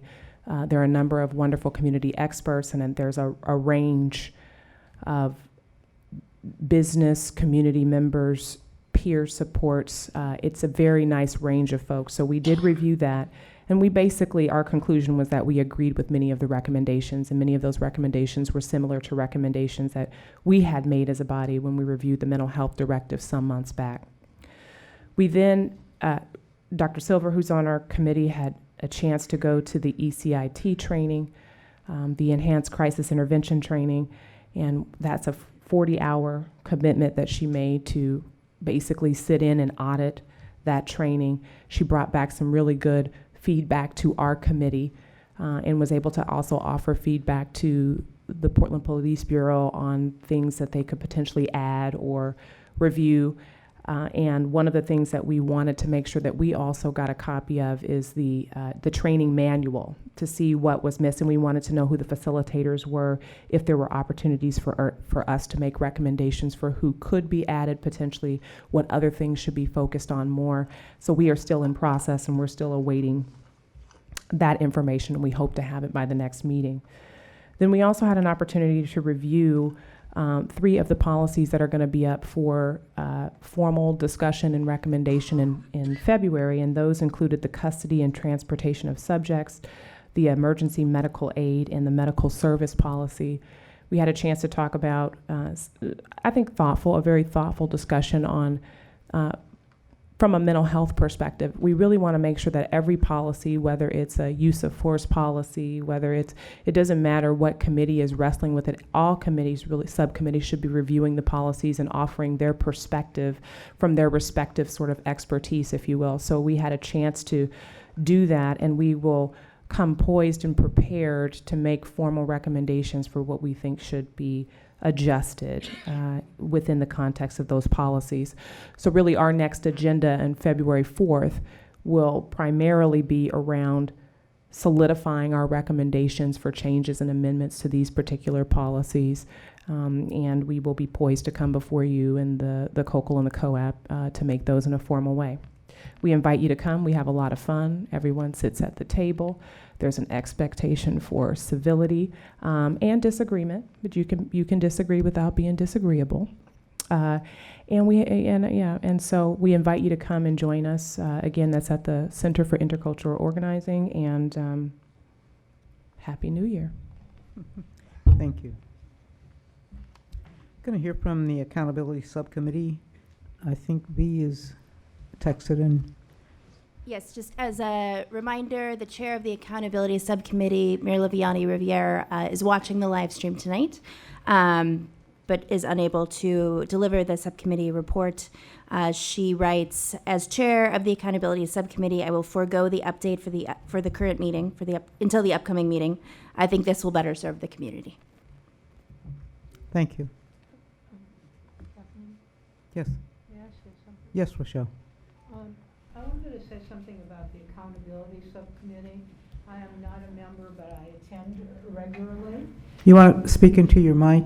Okay. I am not a member of the Accountability Subcommittee, but I attend regularly. And following what Bud said, the Accountability Subcommittee, as people know when we originally started it, is hurting because we only have 2 COAB members on that committee, and the committee really can't function very well that way. So, you know, there are a variety of methods that we could use to fix it. One was to allow a person to be on more than 2 committees, but that was not something that people or the executive committee seemed to want to do.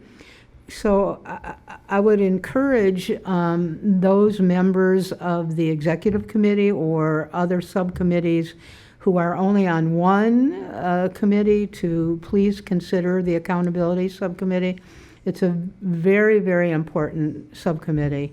And if that doesn't happen, then I would ask consideration to move that work to the Data System Use of Force Compliance Committee, who that committee I think is prepared to do the work. But a lot of good things are happening. We're having people come regularly and report on the accountability system as it exists. But because there's 2 members and often one member doesn't show, we can't vote on anything, we can't do anything. And so please consider if you can join. Thank you. Thank you, Rochelle, and that is a topic for discussion with the executive committee. Go ahead, Bud. I just wanted to ask Tom a question as the chair of DSUFCS. On the recommendation that Rochelle just made, how do you feel like if we did get into a situation where we felt like we might have to bring accountability under the scope of DSUFCS, how would that work? Do you think it would work out well, or? I think ideally there'd be a standalone accountability subcommittee, but it's been months now that we've tried to recruit additional members.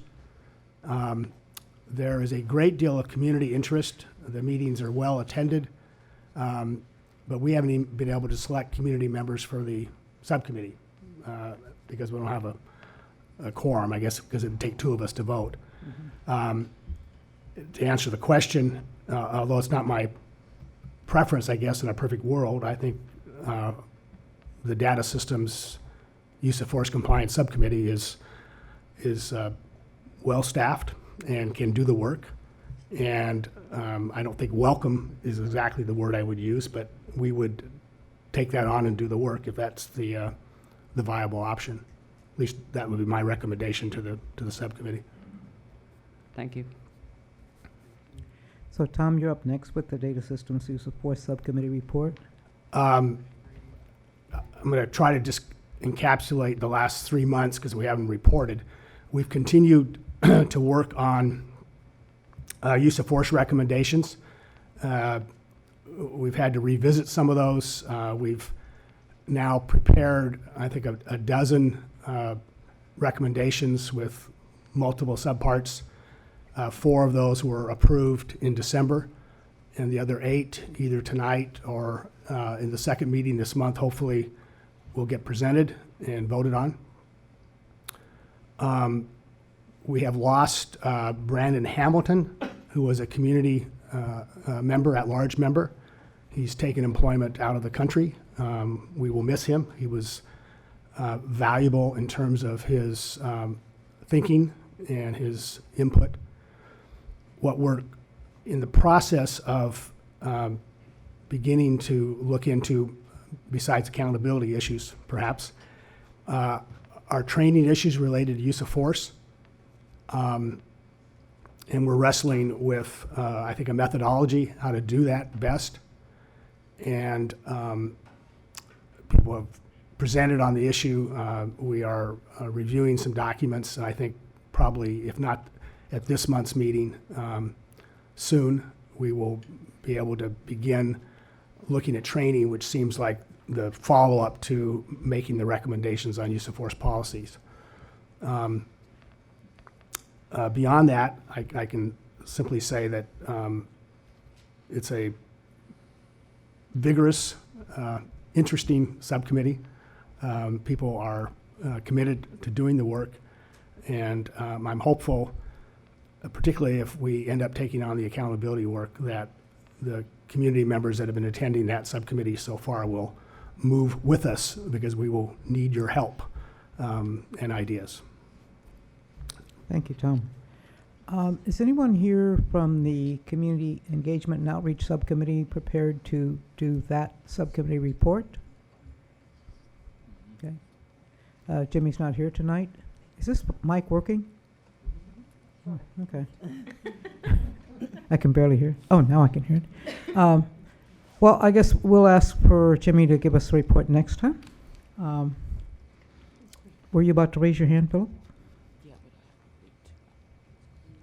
Yes, I just wanted to add on to Tom's comment about the use of force subcommittee meetings. After the holidays, Thanksgiving, Christmas, New Year's, and it was all in a very short time, so many holidays, it was fairly overwhelming.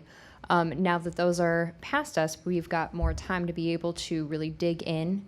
And I'm very excited about it because the recommendations that we've been going through, and now we're ready to delve into the training and get to the crux of it.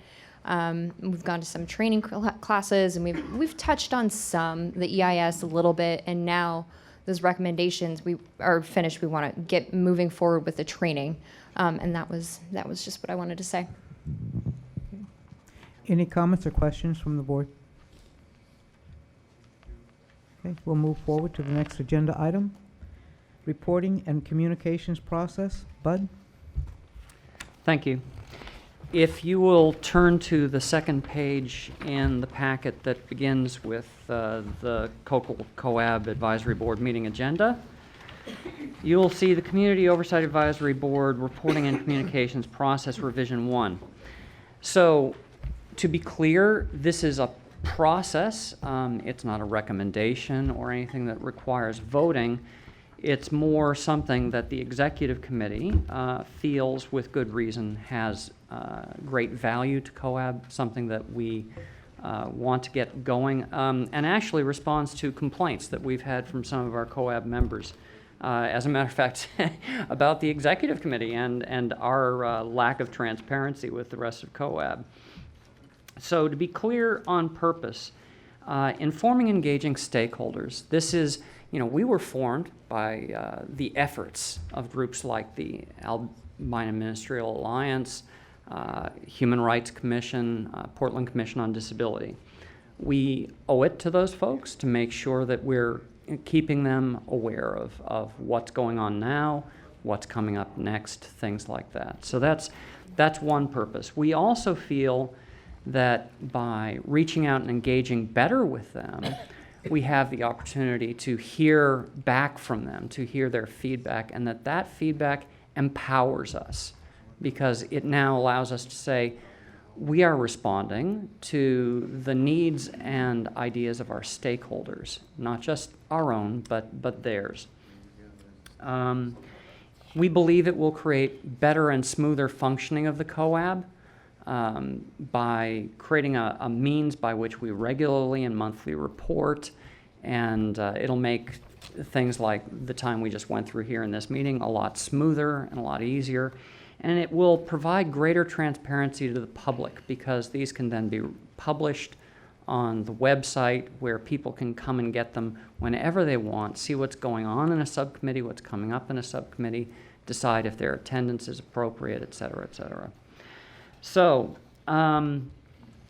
regarding reporting, there is a template on, I hope there's a template. Guess what? It didn't get printed, so. Or is it? Yeah, it's there. Oh, I'm sorry. Okay. All right, I see it. It's printed in a different format. I didn't recognize it. So there's a format in the back that basically is very light. It's oriented on simple bullet points.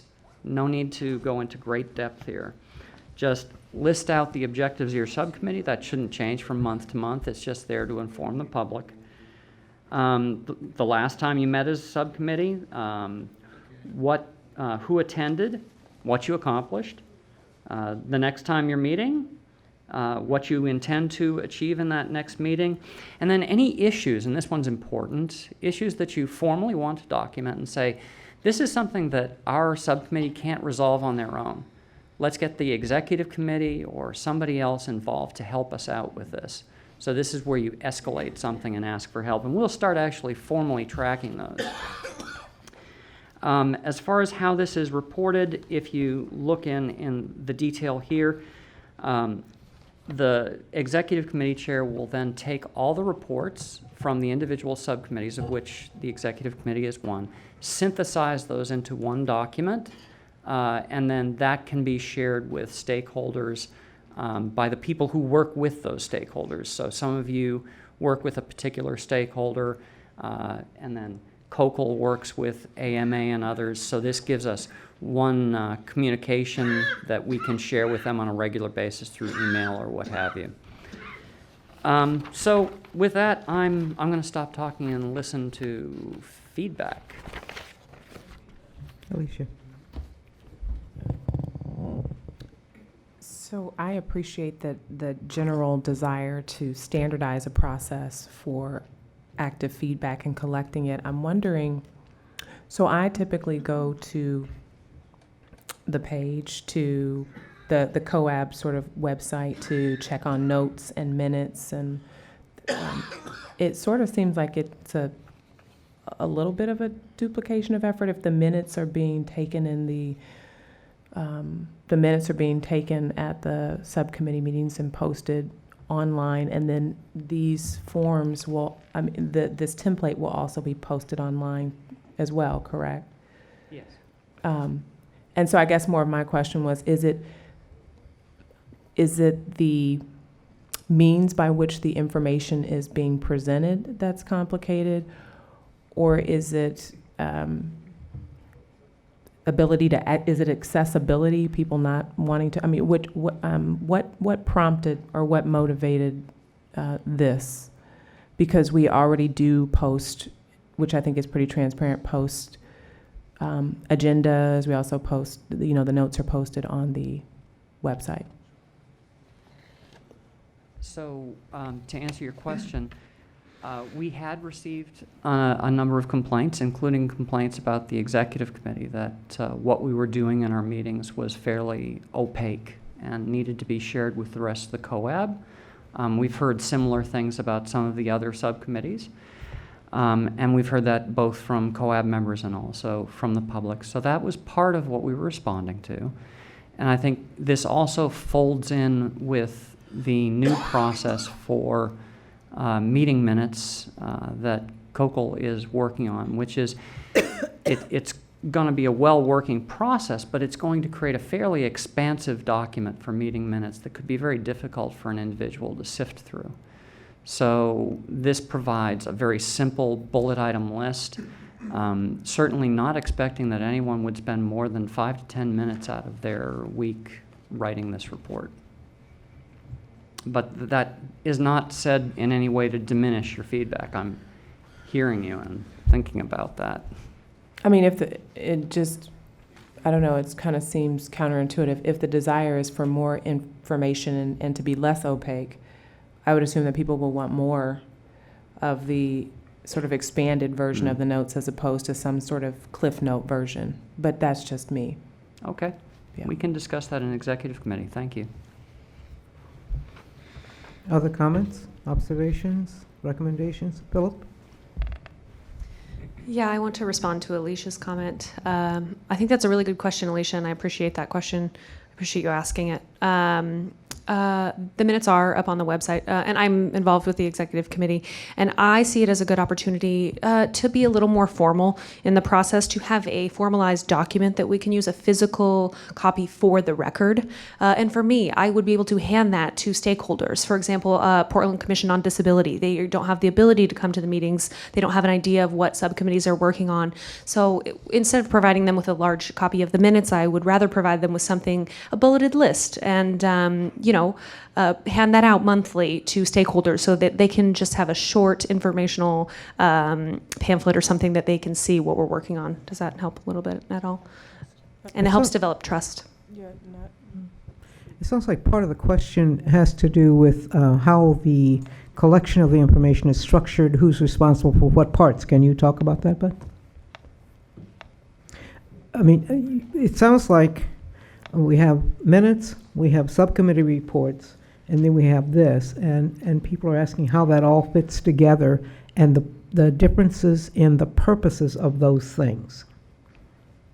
Okay, so, yeah, of course, the minutes are, relating to public meetings law, and certainly they create an ultimate level of transparency for those who are willing to wade through it. What we're trying to do here, though, is actually empower COAB through creating a better linkage to our stakeholders and the public, who ultimately empower us, and also to actually empower the chairs by giving you the opportunity to synthesize all this into just a set of your priorities. What are we working on now? What are we going to be working on next? Very similar to what you just reported just now.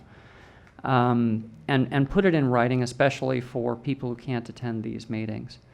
And so, going forward, meeting minutes, et cetera, would be a COCL responsibility, and this reporting would be the only thing that you as a chair would be responsible for. Did I answer the question? Two comments.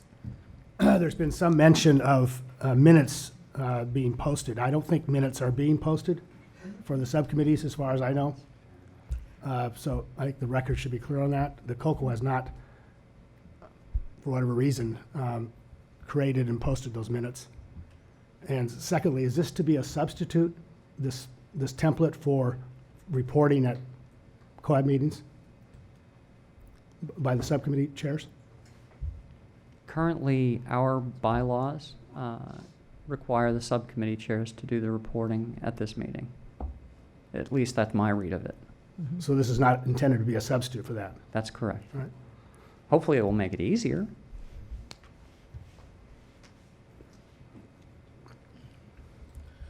Bill?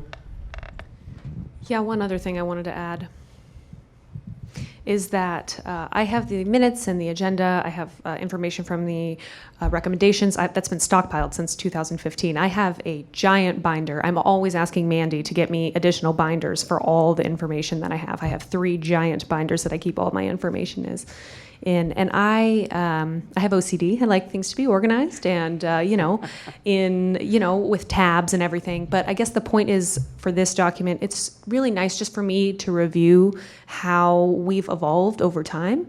I don't need to read the minutes to figure out, how we're doing. That's not a good way to track what progress we've made. But I think that this bullet-pointed list is easy for us to flip back and forth because it's almost a month-to-month informational paper that we can just see. So, it's helpful, I think, to look back chronologically. And also, I think it helps inspire us to think about the work that we've done in the past. So, something else to throw out there. Alicia? Yes, I do not disagree with the general spirit of that. I guess I just want to roll back the tape. We just had this discussion, and Bud, you just repeated that very much like the reports we gave tonight, right? So I'm saying, for efficiency's sake, instead of having a report that chairs have to fill out, if you're just asking us to follow that format when we give our monthly reports, there you go, is what I'm saying. I don't disagree with the general spirit. I'm just saying, why create additional work when we don't have to? So you've presented a decent format. Most of us followed that format already tonight, and if it's already on the record, then it's handled. Good point. that was really what I was trying to say. So I wanted to come back and clarify. Thank you. Rochelle? I think in addition to the reports, you're asking subcommittee chairs to attend the executive committee on a rotational basis, and you're asking some of the members of the COAB to have contact monthly with their stakeholder, whoever appointed them. You're asking an awful lot of people who, and I'm sensitive this word, them, who are already overburdened. We talked about that word the other day. But I think you just need to be a little cautious about what you're asking people to do. I mean, this week alone, you know, I must have spent 30 hours doing COAB stuff. And now you're asking that monthly I have contact with Amanda Fritz, which is fine. I don't know that she needs monthly contact. We have a representative of her office right in the meeting. She comes regularly. I don't know that the city council want us to talk to them monthly. Right. I don't think you can make these demands. You can make suggestions, but I think you have to be a little flexible here, please. Thank you. Good points, Rochelle. Thank you. So maybe the wording there could be changed, because when we asked this question in executive committee, what I was told was that most of our members who were appointed by PCOD, HRC, what have you, are having these informational sessions with their sponsors already, and that this would just be a supplement. But the intention was to have this there as something you can use with your sponsor, but not to dictate that you have a specific relationship with your sponsor. You could just email them this report every month. Or you could sit down and have a meeting. That's for you to figure out and decide what is best. And maybe the wording can be changed to express that better than it is right now. Tasha? Rochelle, I hear what you're saying on the time thing. I mean, I think we all put a lot of time into this, and also, Dr. Moreland, I hear about the time thing is important. So I think we really do need to look at what do we need to do, what needs to be done, what doesn't need to be done, but what's being accomplished by other tasks. But I also would ask people to look at, and Bud kind of brought it up, there are other ways to communicate back with your stakeholders. But as important it is for us to look at the relationship between the police and the community, it's just as important to look at the relationship between the COAB and the community. Because if the COAB doesn't have the support of the community, that's going to be tough for the police to get the support of the community. So, and that does require communication with the stakeholders. And if you're sitting on this board due to a certain stakeholder, then I think that there should be some effort to communicate with that person. But I do agree, it may not have to be a meeting. It may just be an email or a conversation, but I do support that effort be made, even though I know it will take time. Seattle? I supported this effort because I also sit on the Human Rights Commission. We meet monthly. I do what I can to keep up with our executive committee and the notes and readings for our full general COAB meetings, but this would be extremely helpful for me when I go and report monthly to the HRC to be able to say, here's what we're doing right now, without having to go and read every single committee's entire minutes. I think the HRC would appreciate this format. Maybe it's just as easy to do, when it comes time for these committee reports, to just have them be recorded in this manner. And maybe that's a good middle ground. But it's extremely helpful for me as a, rep and liaison back and forth between HRC and COAB to be able to say, here's what we did this month, here's what we're doing next month. That's it. Well, So, correct me if I'm wrong, Bud, but basically this is just a tool that helps us develop relationships with stakeholders and engage with the outside community. I'm a Portland Commission on Disability commissioner, and they give me the floor to present what's going on with COAB, and this is so nice because it's succinct, and when I present, it's an easy document for me.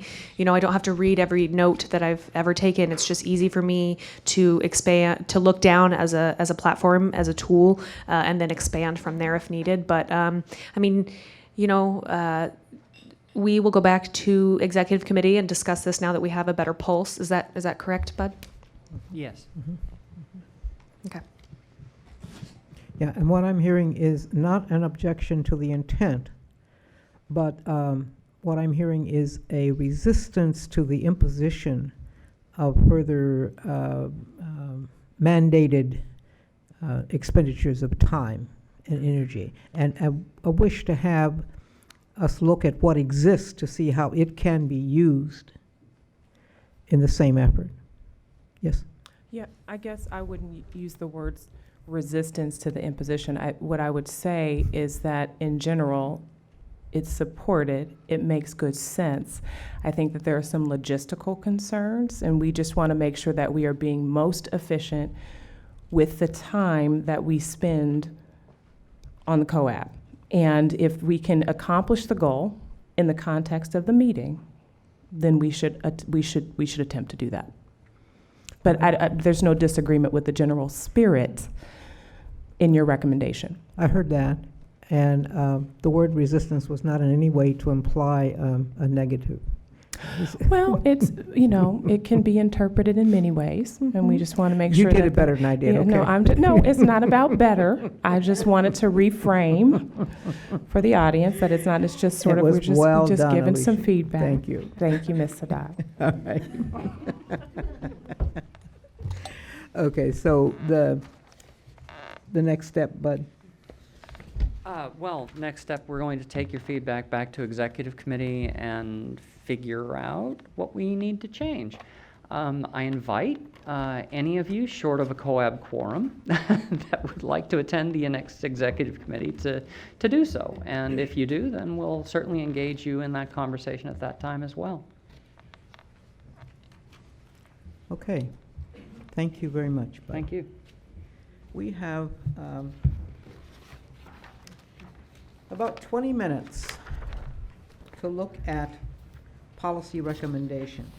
And I am now looking to find my notes. I would prefer not to start looking at those with That was going to be my question, Tom. How did you feel about going at this point? I'm Okay. against it. Okay. Then I think that's resistance. Okay. What I would like to do then, to take a few minutes here, is I heard something come up in the discussion this evening. Okay, so let me be clear. This will be, the discussion on recommendations is deferred until the next meeting. Okay, as per the request of the chair and the agreement of other COAB members. Okay. Now, in the course of the discussion this evening, I heard something stated that I think is worth consideration, and that is that there is more discussion time needed for COAB. This is something Philip raised, and it's something that has been a concern. As the chair, I've been concerned that there's sometimes there doesn't seem to be a lot of dialogue around some of the issues that are presented or some of the recommendations. It doesn't seem to be a full discussion sometimes. And I wondered how other COAB members are feeling about that, or if they had ideas on ways to improve our discussions. Anything you want to say at all?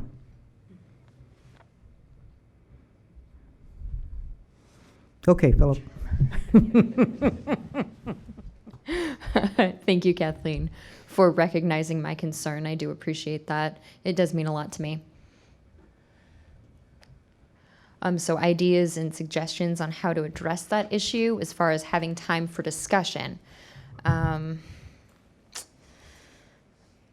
I don't want to, I mean, maybe, I don't want to say maybe having a third meeting. No, we're done, we're tired, it's exhausting, I get it. So I'm not suggesting that. That's the last resort, is if we had, but I'm trying to avoid that. So I'm thinking maybe at each meeting, if we could have maybe 20 minutes set aside for deliberation, for discussion during the meetings. Maybe not 20, maybe 30 minutes, maybe 40 minutes. I don't know, but something to set time aside so we can start discussing. And I think it's important that we really get into these issues in the subcommittee meetings when we're all together there in the subcommittee, and we can bring that then here to the larger COAB. But here we don't have the time for it, and people are watching and thinking, I don't know where these ideas are come from. We need the time to discuss it here in the full COAB in front of the community so they can see the process and really share our concerns and our thoughts and what we're trying to address in every topic that we do address here. So that's one, maybe if we had every meeting, we had 20 minutes set aside for discussion. That's okay. That's my thought. Now you guys. Tasha, and then Seattle. I agree with Philip. I think that there needs to be some sort of time for discussion. It seems like we come into these meetings and people from different committees have had these discussions in their own subcommittees, yet other people sitting on the COAB haven't had the benefit of those, and they're voting on recommendations. And sometimes I think people are voting on a recommendation they don't even actually truly understand because we have not had the time to have the discussion at this table. And if everybody at this table is going to vote, that vote should be an educated vote, and they should have everything clear in their mind about what it is that they're voting on. So I do think that it's important to have those conversations, and I don't have an answer as to how to make that happen. I too say not a third meeting a month, 2 is plenty. I think sometimes this would be my opinion. I think we're just going to have to say we are going to be slow and deliberate and give a good product. And if that meets people's timelines, then it does. And if we have to say it's going to take us a little longer, we say it's going to take us a little longer. That would just be, I agree. I have Seattle, Laquita, and Sharon. I agree, and I think one way that we heard, a different way that we might have heard that tonight was in the mental health subcommittee discussion and report about, I think Dr. Moreland Capuya mentioned, did I do that right? Yeah, you did. Yes. Wanting to review some of the policies that other committees are considering with a particular mental health lens to them. And so I think a broader discussion might make those recommendations much stronger and robust as we move forward. Thank you. Laquita. Good evening, everyone. I just wanted to also, I agree and I support what Philip said and everyone up until this point. And I think maybe there's a little bit more time in that to have a discussion, possibly like in a breakout group where we can sit somewhere and discuss what's going on with other subcommittees and how we can more support those recommendations, because like Lieutenant Tasha said about the educated vote on that is very important. I know I've had some concerns with my votes in the past because I was not completely up to date and sped with what was going on with that recommendation being asked or that vote. So I support that we possibly at maybe the business meeting, maybe we have, I don't know if there's rooms where even the community is welcome to come and sit in on those spaces with us as we get that for about 30 minutes or 40 minutes, extending that. So thanks. Sharon. So I also support what Philip said and everyone has said up to this point. I think maybe we should put, like, it's so nice right now even being able to have this discussion and not feeling that sense of like, oh my gosh, time is running out. And so maybe just planning that whatever we think is going to take the 3 hours, just plan that it just take away or add on an extra half hour or something. Just have that cushion built in, and then I think, I mean, things might be a little bit slower in the process, but I think actually it will end up being a much more robust process, and that we would accomplish a lot more, and it would be more meaningful, and there would be a lot more value to it if we are able to take that time. Anyone else? Yes, but. So what I'm about to say is more in form of a question, maybe a little bit of brainstorming. I'm just going to throw it out there and see what you think. It's probably a little bit off the wall. One of the things that we heard at the retreat was that the way that public officials who are constrained by these horrible rules on quorum and public meetings, how they do their work has to do with enlisting the help of others who are not public officials to do research, to do canvassing, to do polling. So I find myself wondering, is there some way to apply that here? Are we doing everything ourselves within the subcommittees, whereas in actuality we should maybe consider somehow farming it out to others who are not constrained in the way that we are, they can sit in a room and talk openly without having to take notes and then just report back to us. So I've thrown it out there. I'm done. As the chair, I need to remind you that there is a reason for public meeting law, and it is the same accountability that we must give, that we expect from those with whom we're working. And so I encourage you to look for ways that do not appear to be trying to circumvent that law.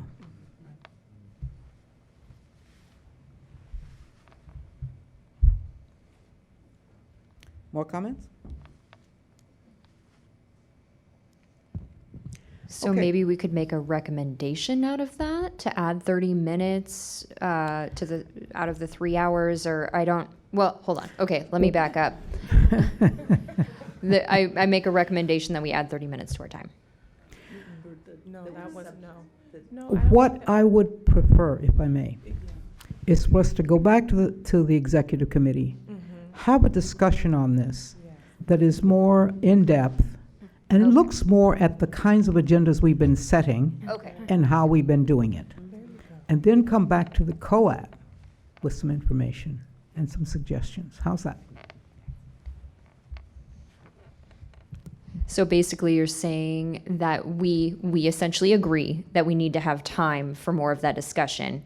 But the executive committee can figure out a way, we can set that up, move things around to get that figured out. Is that essentially the point? Yes, Philip, and we're going to count on you to do the basic work. Beautiful. I'm ready.